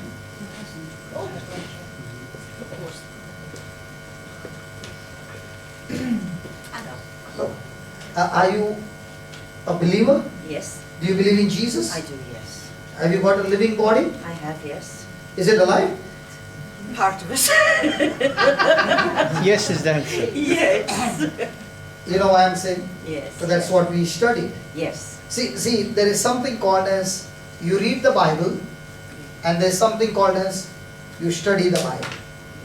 When you study the Bible, you understand the applications, you understand the minute secrets, and when you get those secrets right and you apply it, whether she applies, or anybody applies, the law says the result will be the same. Same. So I'm not here to heal her. I can heal her in no time. But what is very important is, if I can teach you that you can do it, then when I'm gone, the job will continue. Hallelujah. The gospel will be preached along with demonstrative power where people's lives will be changed. That's why I'm calling a person who has never prayed before. Why is she not prayed before? Because all this time she did not know that there is power in her hands as well. How did she get the power? Because Jesus said, all those who believe in me, these signs will follow them, that in my name they shall cast out demons, they will lay hands on the sick, and they shall recover. And this power is given to everybody who believes in Jesus. Mark 16. In Mark 16. But if I have not believed, I have not exercised, I have not enforced that power, will I ever see it? No. No. That's why Paul did 3 things. First, he spoke the word. 2, by speaking, he got the people believe the word. 3, when the people believed the word, the next one was he enforced the word. Hallelujah. Now, this sister is saying that she met within a car accident, and from that time on there was a damage in a cranial, that is the skull bone, and because of which a vagus nerve, which is the main nerve going through different organs, has got jammed or squeezed, and because of which the electrical the impulse is not moving smoothly, and that's why it's causing tremendous damage to other organs. Praise God. Hallelujah. Hallelujah. Hallelujah. Hallelujah. Now, did Jesus say in Mark 11:23, did he say, whosoever shall say to this mountain, or did he say, whosoever shall pray about this mountain? Say. Say or pray? Say. No, I'm only asking one word. Say or pray? Say. What is written there? Faith.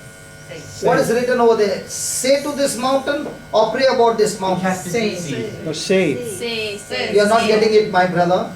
Did Jesus say to this mountain, or did he say pray about this mountain?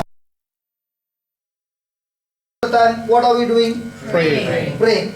So now, can she now say to this cranial nerve called vagus to be aligned, to be loosed, to be relaxed, to go back to its original position? Yes. She can say. Now, did Jesus say that when she says and believes what she said shall come to pass, then she will have whatever she says? Yes. So what's her job now? Say. To say and enforce that Authority. that word or that promise. Whose job is to get the job done? God. The Holy Spirit. Are you following? Yes. Can you lay your hands on her? You can stand beside me, no problem.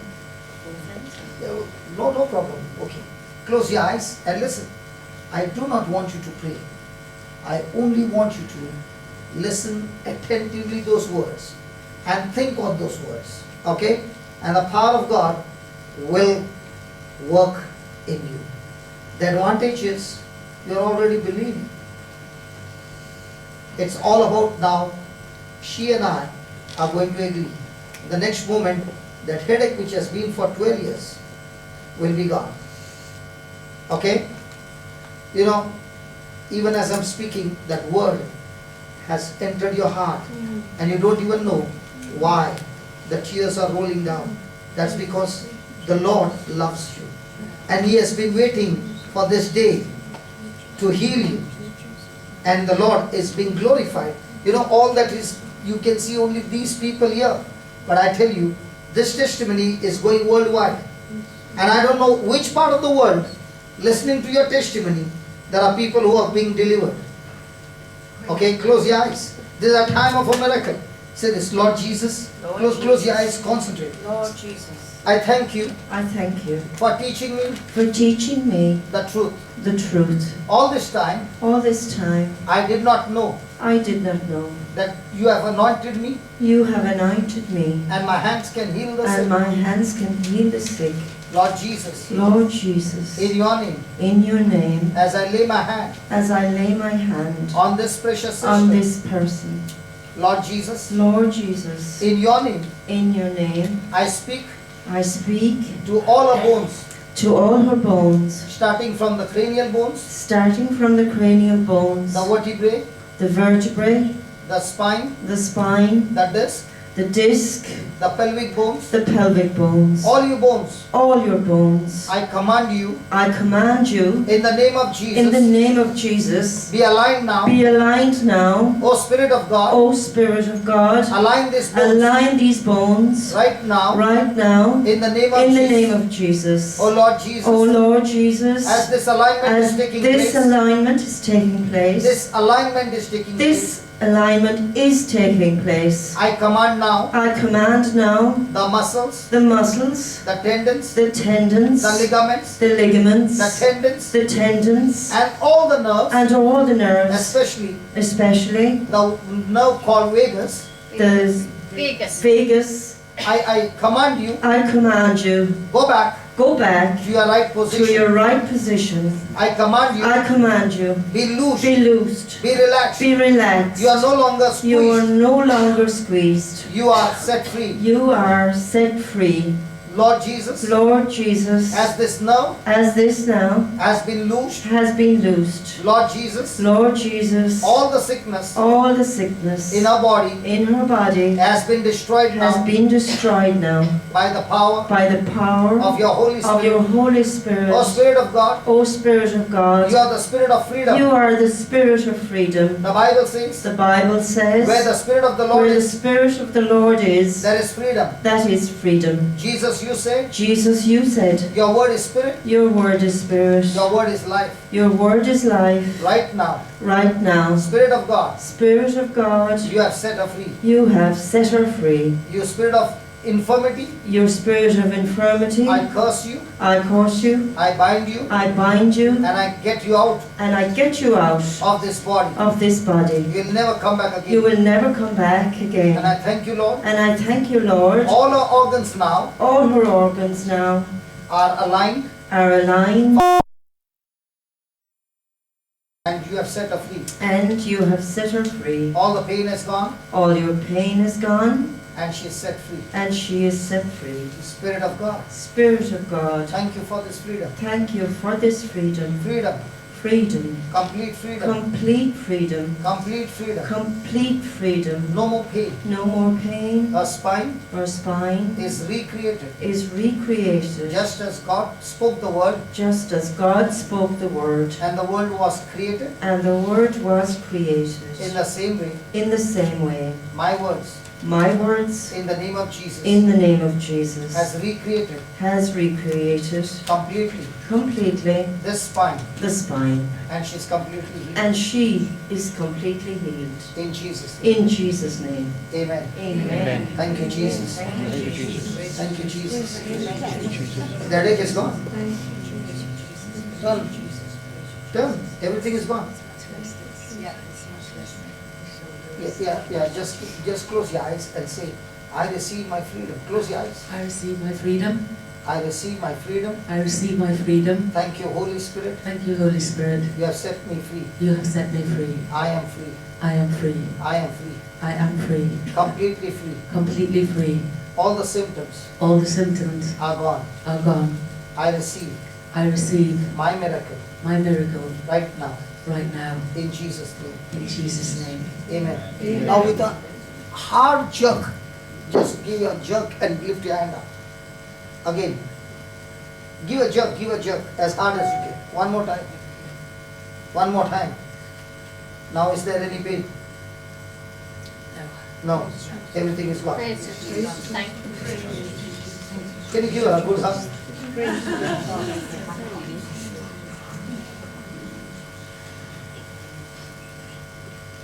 How many years you suffered? 12 years. And what was happening when she was praying? I could just feel the inside of my body shaking. Yeah, shaking. Yeah. Yeah. And what about your spine? And my spine. Yeah, I could feel it burning. Yeah, I know that. I saw the fire come on your spine. Oh. Yes, I felt it burning. Yeah. And there's nothing. And that's why, if you remember the words, when the fire came was when I said, Lord, as you created the world, in the same way, you are creating new bones. The words were spoken and the fire recreated your bones. Now you can bend, do whatever you want. Oh, praise Praise God. you, Jesus. Hallelujah, Lord. Now there's no pain. All gone. God bless you. Thank you. Was that easy? Yes. How long? Yes. 2 minutes. It was very easy.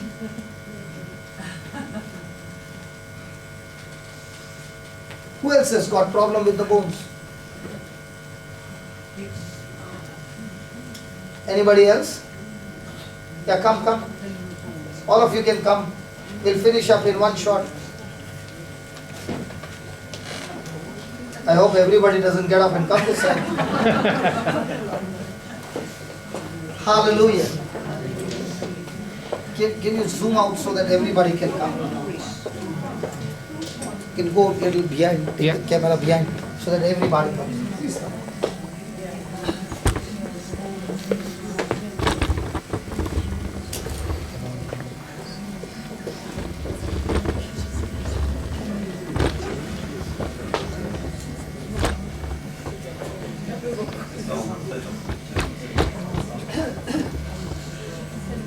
All of you have got problem in the bones? Can you come this side, please? Can you get them all?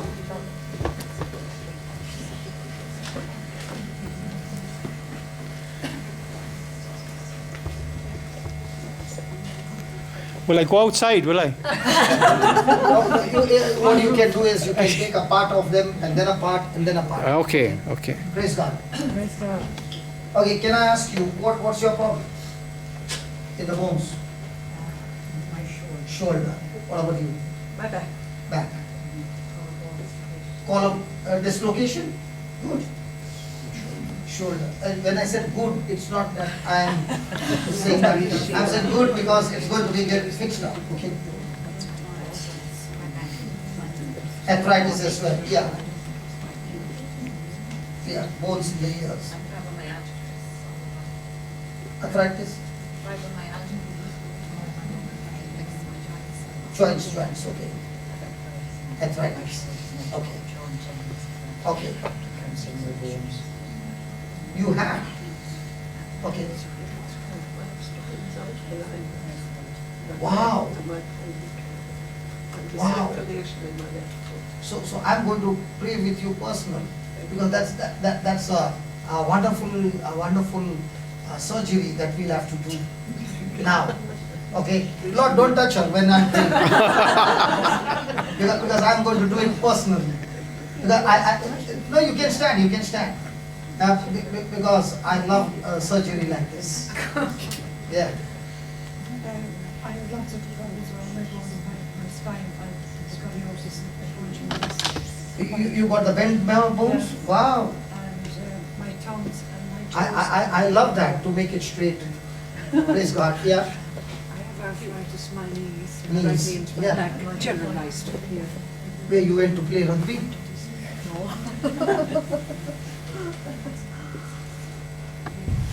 All right.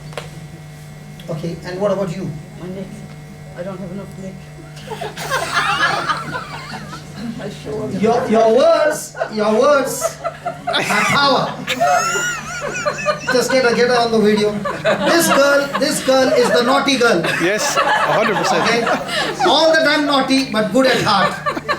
And let me, I'm telling the whole world. And I know one thing, when she sees somebody in pain, Yes. she'll go out of her way to get that pain out of somebody. Amen. I know that. Yeah. Fingers, shoulders. What is that? Softening of the bones. Softening of the bones. So many new names I've heard over here. Okay, can you close your eyes, please? Concentrate on Jesus, on the cross. Now, we were studying on the book of Acts that Paul was preaching to that man who has never walked in his life. This man was a cripple from his mother's womb. I want you to look at that incident.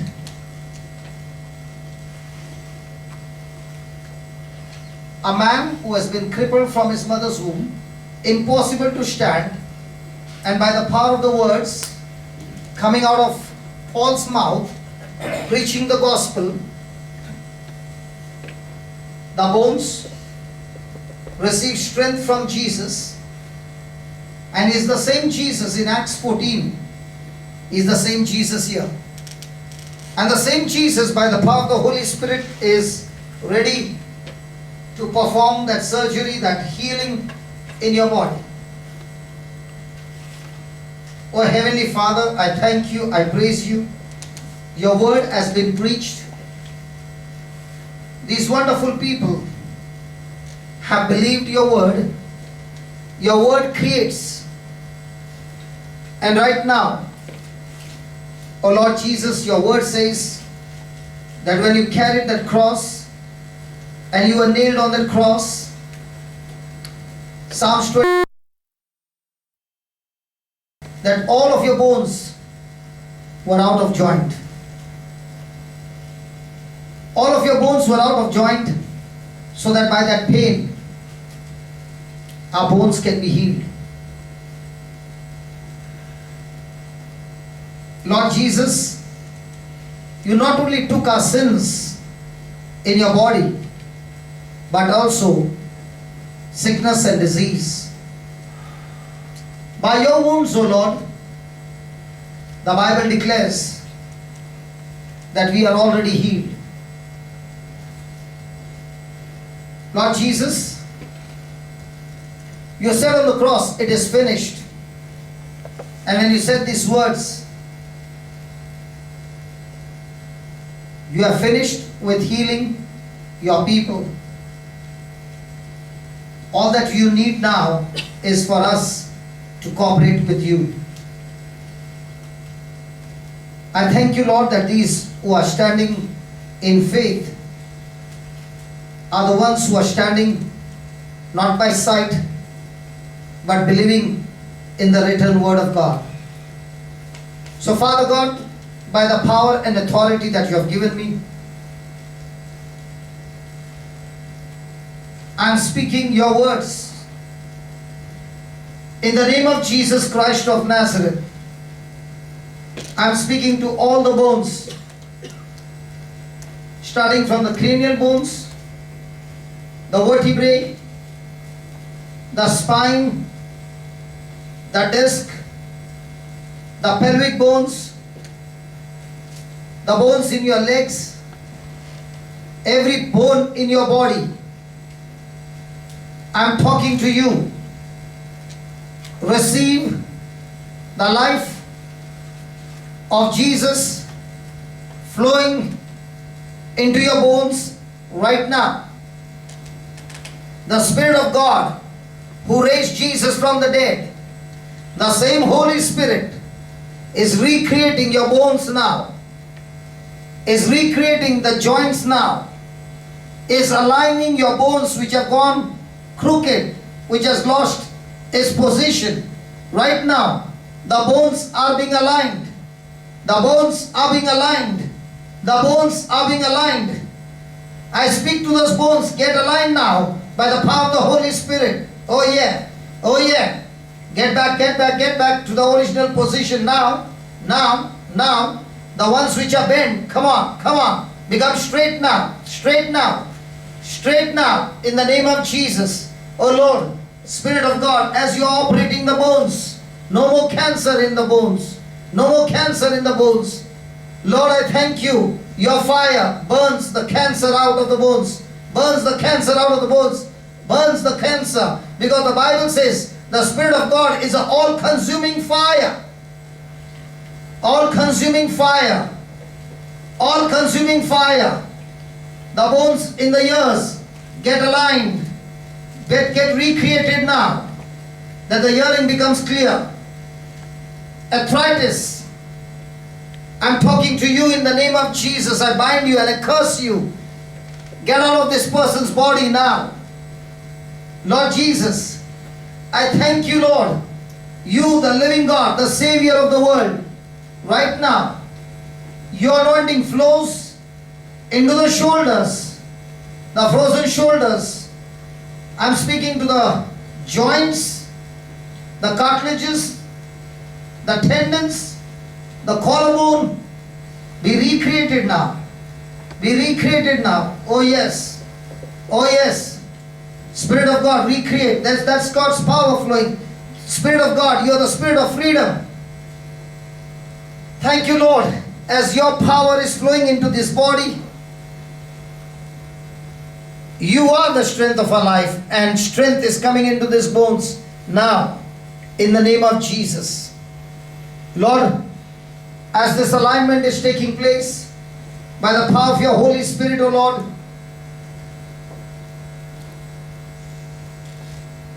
I speak to the muscles, the tendons, the ligaments, The joints, oh yes, the joints be lubricated by the blood of Jesus. Be lubricated by the blood of Jesus. All the nerves be loosed. Be loosed now, now. Receive your freedom. Be loosed. Be loosed. Every pain be gone. Close your eyes. Every pain be gone. Every pain be gone. In the name of Jesus. Lord, thank you for your healing power flowing into the body. Flowing into the body, the hip be recreated, reconstructed. The joint, the socket be recreated. The cartilage be recreated in the name of Jesus. Thank you, Lord. Thank you, Lord. The neck be recreated now. Oh yes. Oh yes. Be recreated now. No more. No more affliction. Thank you. Thank you. Keep thanking God. Keep thanking God. The operation has been completed. The operation has been completed. Keep thanking God. The healing has been completed. Thank you, Jesus. Thank you, Jesus. Your bones have been made straight. Come on. Everything has been made straight. What has come out is gone in. Thank you, Jesus. Everything gone in. Aligned. In the name of Jesus. Thank you, Lord. Thank you, Jesus. Thank you, Jesus. Thank you, Jesus. Hallelujah. Hallelujah. Thank you, Lord. Praise you, Lord. Hallelujah, Jesus. Thank you, Jesus. Hallelujah. Thank you, Jesus. Hallelujah. Thank you, Jesus. Thank you, Jesus. Thank you, Jesus. Thank you, Jesus. Yeah. What was your problem? Yeah, move your shoulders now. Yeah, no pain. Everything is gone. Yeah. How long were you suffering with? A few years means how many? About 5 years. Okay. Yeah.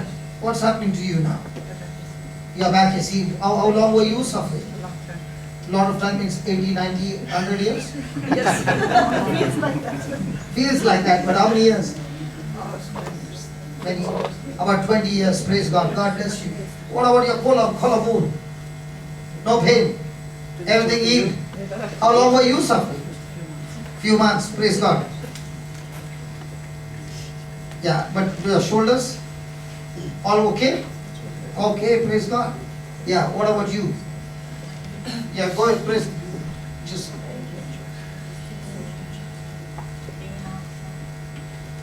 now, just march. March. Can you lift your leg and march? Yeah. Good. It's still there? Okay, I'm coming back. Your ears. Really? Is the pain there? Okay. What about you? My legs are still painful. Okay, just keep saying, thank you, Jesus. Close your eyes and say, thank you, Jesus. Father, thank you for healing her completely. Healing her completely, Lord. All the pain be gone. Oh yes. Now, yeah, just do this. A hard check. Hard. One more time. One more time. And the other leg as well. Now, yeah, good. Now it's gone. Yeah. What about you? Good. Okay. Okay. Now all the pain is gone. Only the shoulder is okay. Okay, lift your shoulder up and down, and say, "Thank you, Jesus." And give a jerk now. Give a jerk. How do you say for a jerk? Jerk. Give a jerk. Yeah, now is it there? It's gone. Yeah. Easy, don't worry. Yeah, now tell me. Sorry? Okay, now just check it. Yeah, now do you feel any pain? I think I used to come back again. Coldness. Now what do you feel? Can walk around. Check. Yeah, check now. Do you feel that? Uneasiness are different? Different? Yeah, what about your bones which were of the back? All gone?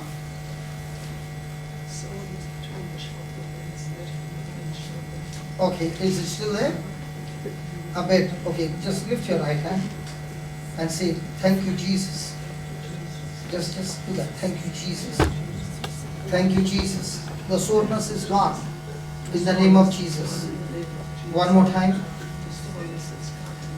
One more time. Now is it there?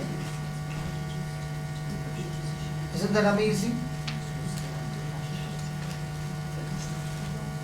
Sorry? Yes. There is? It's healed. Very good. Praise God.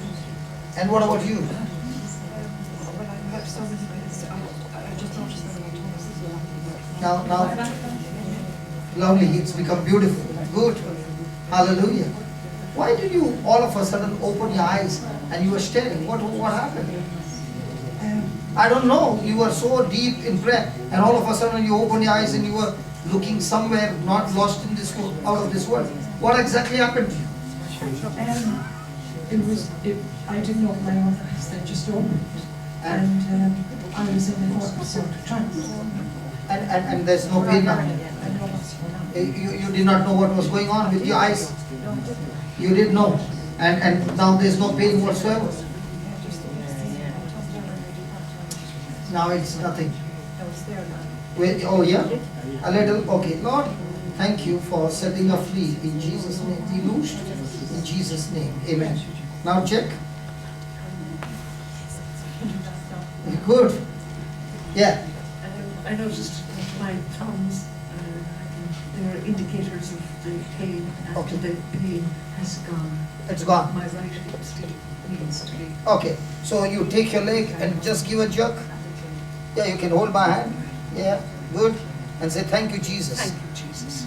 Thank you, Jesus. Why do people over here don't know how to give jerks? Oh, sharp jerk. Come on. Yeah, yeah. Now is it there? Yeah. But you jerked your neck as well.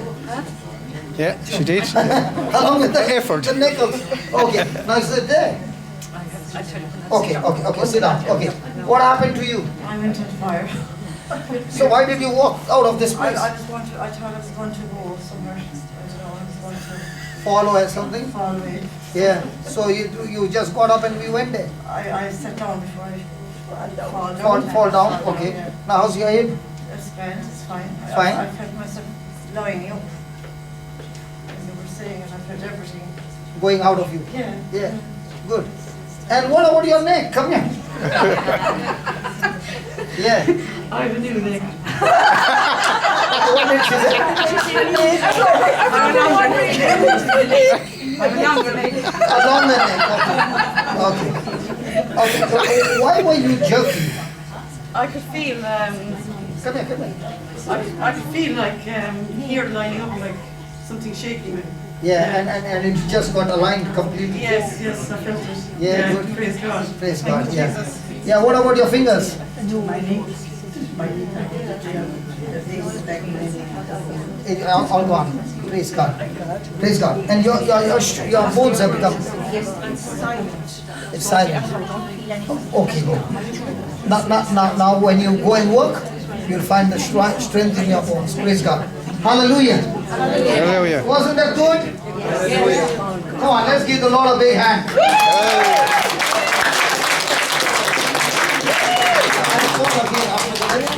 Okay. Okay. You can sit down. I want you to sit down. Yes. Praise God. We're not making the communion now. Can we take one song and then we can take Yeah. a break? Yeah. Good idea. Can we just sit down, please? Shh. Can we just sit down, please?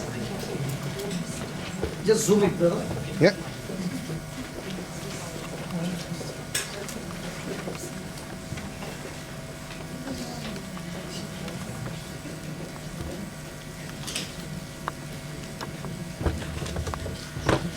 And here we are,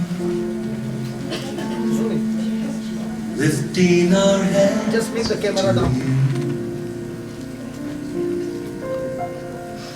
Here we are, That handle which you are holding. No, it's up. for all you do.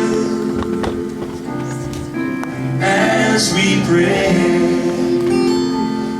and worship your holy name. Okay, I'll teach you.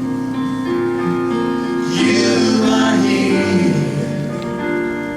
Zoom it down. dwelling within our praise. Can we just close the eyes, please?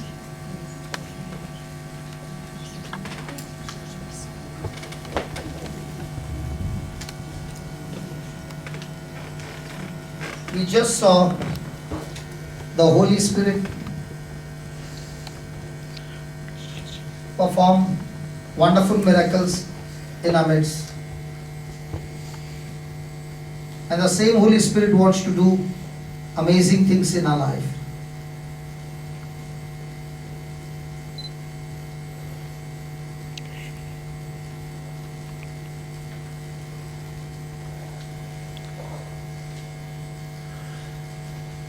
Speak to the Lord and tell Him, Lord, you have given me a physical body, a living body. Teach me, Lord, to cooperate with you. Teach me, Lord, to cooperate with you. Teach me, Lord, to study your word, your promises, so that I can enforce those promises in my life. Lord, with the power and authority that you have given me, teach me to believe the unseen. All this time, I had the power to receive my healing, but I did not know the truth, and because of which I have been suffering all this time. Now, Lord Jesus, I submit to you, and as I worship you, teach me, Lord, your ways, that I may grow to believe in your promises every day of my life. My friend, as we listen to this word, this song, here we are. Let this be not only a song, but a prayer, worshiping the Lord and thanking Him,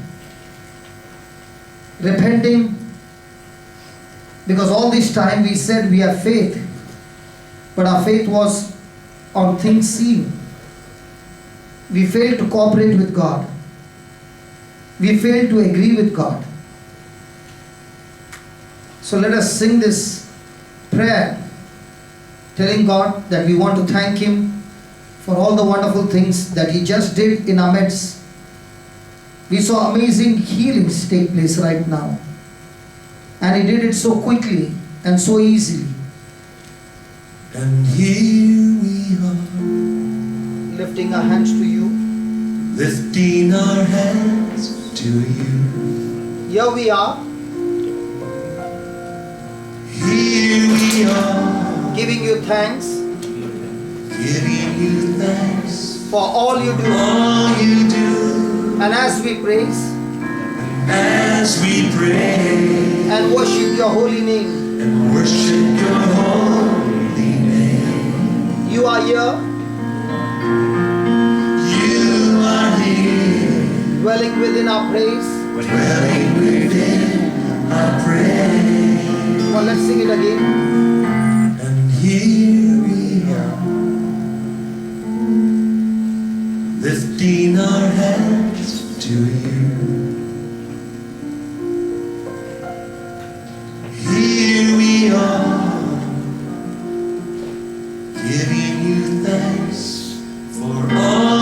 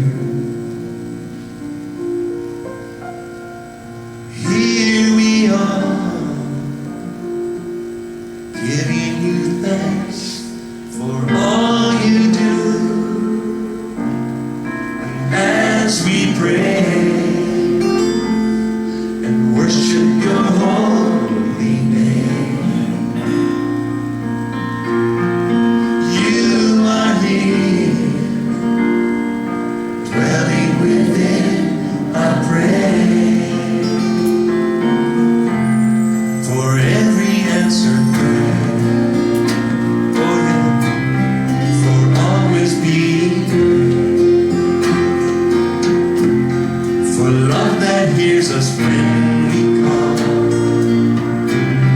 for arms that lift us when we fall, for every answered prayer, for every answered prayer.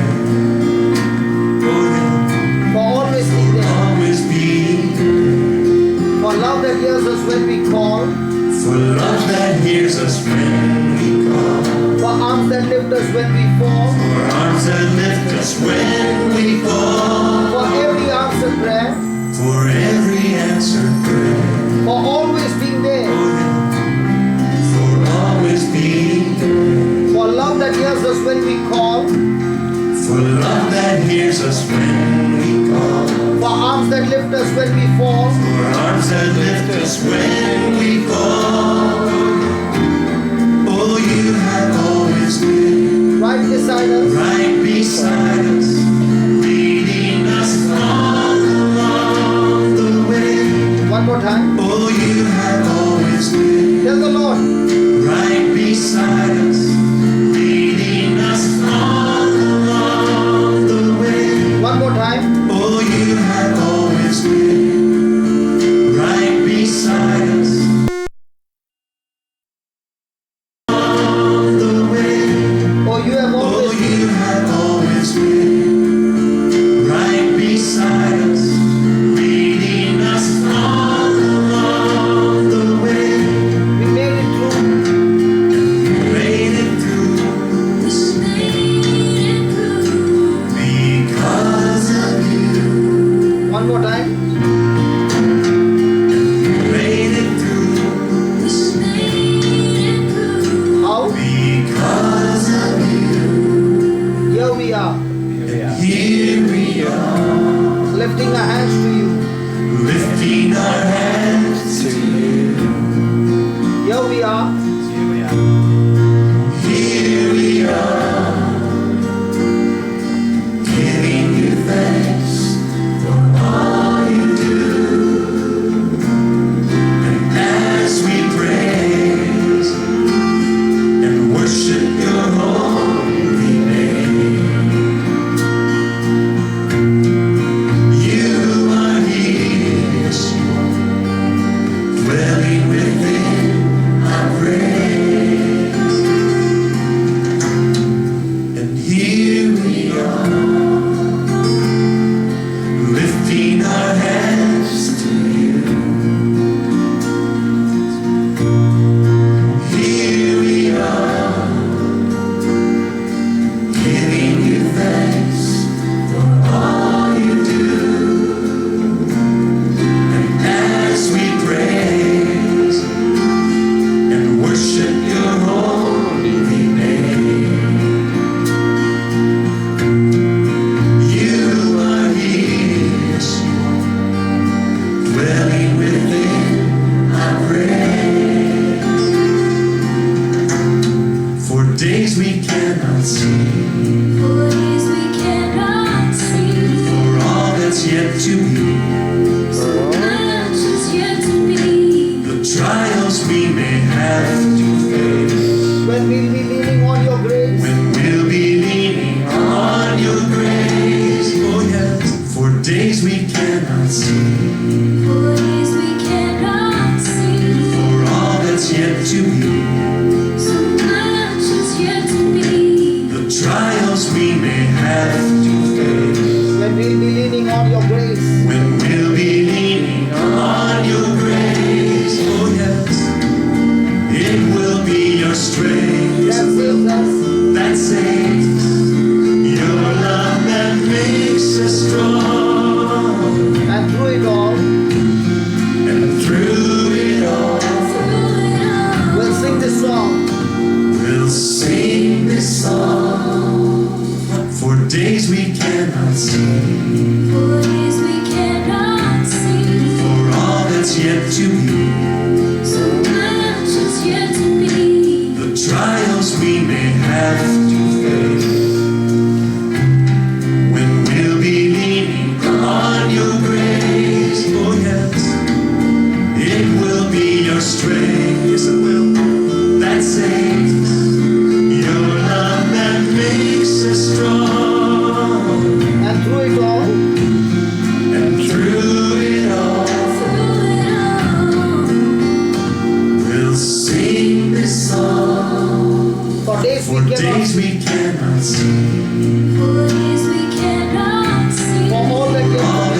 yet to be. The trials we may have to face. When we'll be leaning on your grace. When we'll be leaning on your grace. It will be your strength. It will be your strength. Yes, it will. That saves. Your love that makes us strong. And through it all, we'll sing this song. The trials we may have to face. Tell the Lord. When we'll be leaning on your grace. Oh, It will be your yes. strength. It will be your strength. Yes, it will. That saves. Your love that makes us strong. The trials we may have to face. Trials we may have to face. When we'll be leaning on your grace. When we'll be leaning on your grace. It will Oh, be your yes. strength It will be your strength. that saves us. That saves. Your love. Your love that makes us strong. The trials we may have to face. When we'll be leaning on your grace. Oh, yes. It will be your strength. Yes, That it will. saves us. That saves. Your love that makes us strong. And through it all, we'll sing this song. And what's the song? Here we are, Lifting our hands to you, Lord. lifting our hands to you, Here we are. worship you. Here we are, giving you thanks for all you do. And as we praise And as we pray and worship your holy name, and worship your holy name, you are here, you are here, yes, you are dwelling within our praise. dwelling within our praise. Thank God. You are here, dwelling within our praise. Oh, thank you. You are here, dwelling within our praise.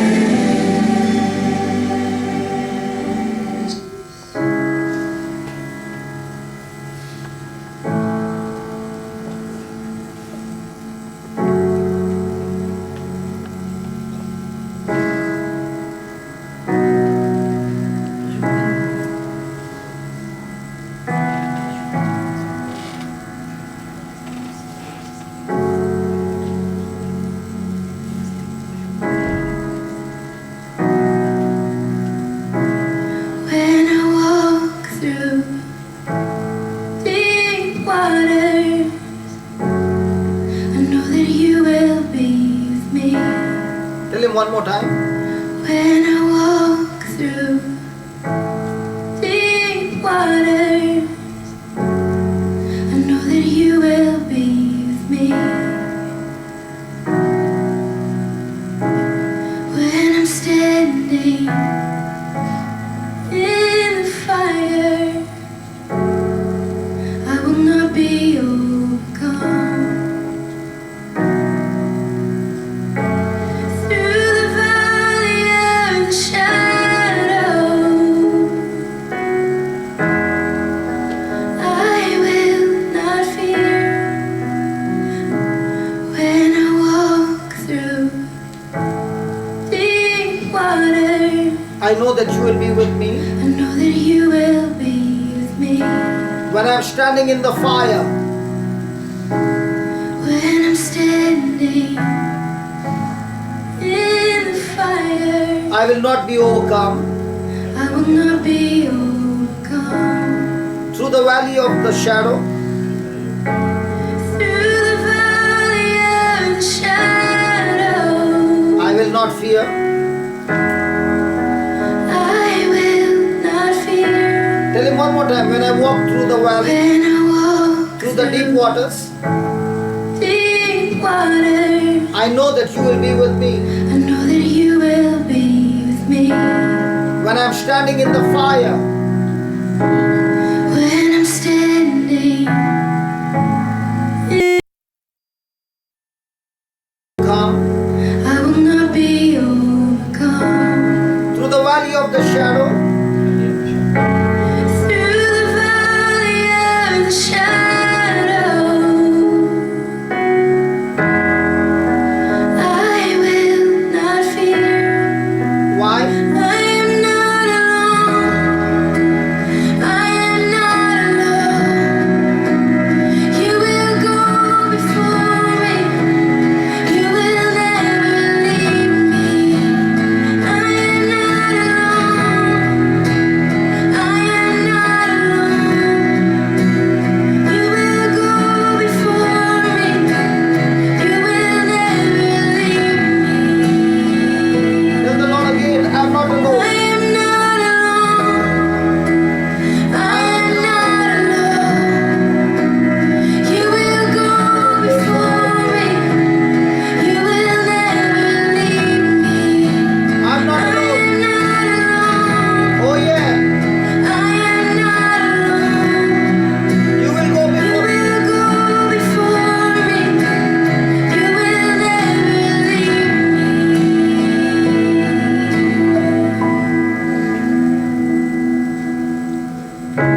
In the midst of Deep sorrow, deep sorrow, I see your light is breaking I through. see your light is breaking through The dark of night the dark of night. will not overtake me. Not overtake me. I'm pressing into you.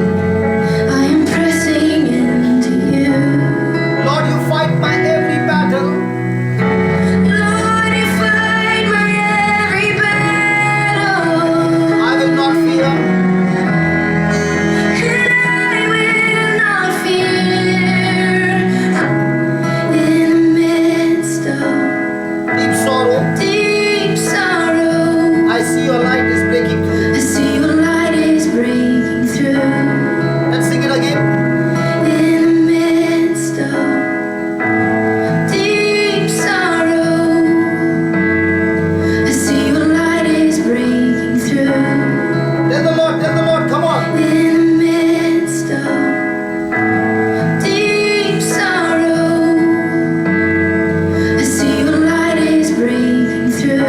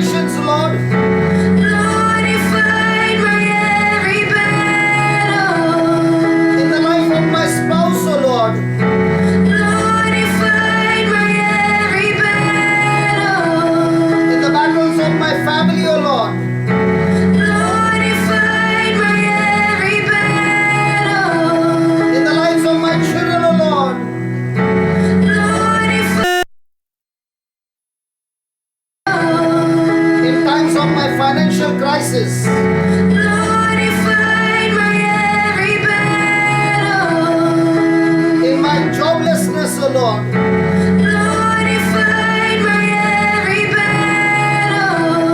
In times of bitterness and rejection, Lord. Lord, you fight my every battle. During unjust treatment given to me. Lord, you fight my every battle.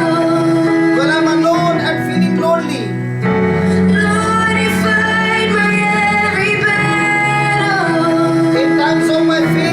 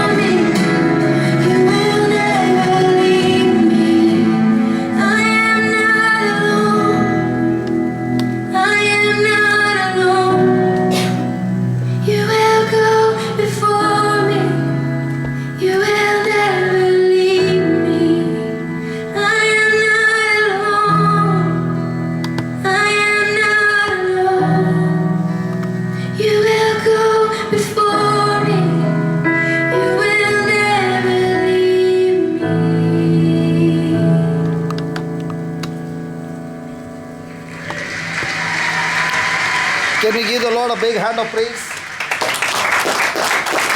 Hallelujah. Hallelujah. Thank you, Jesus. Will we take a break? Yes, yes, You want a break? Yeah. Really? First tell me in how many minutes will you come back? 15. 15? And what about some of you skipping and going home? I'll be there at the gate to check you. Okay, so we take a break for 15 minutes and we come back. Thank you.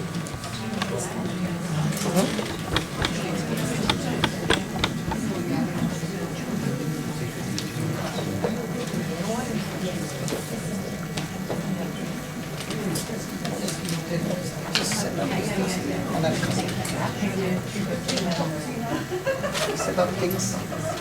Okay, now shut this. Shut this. See.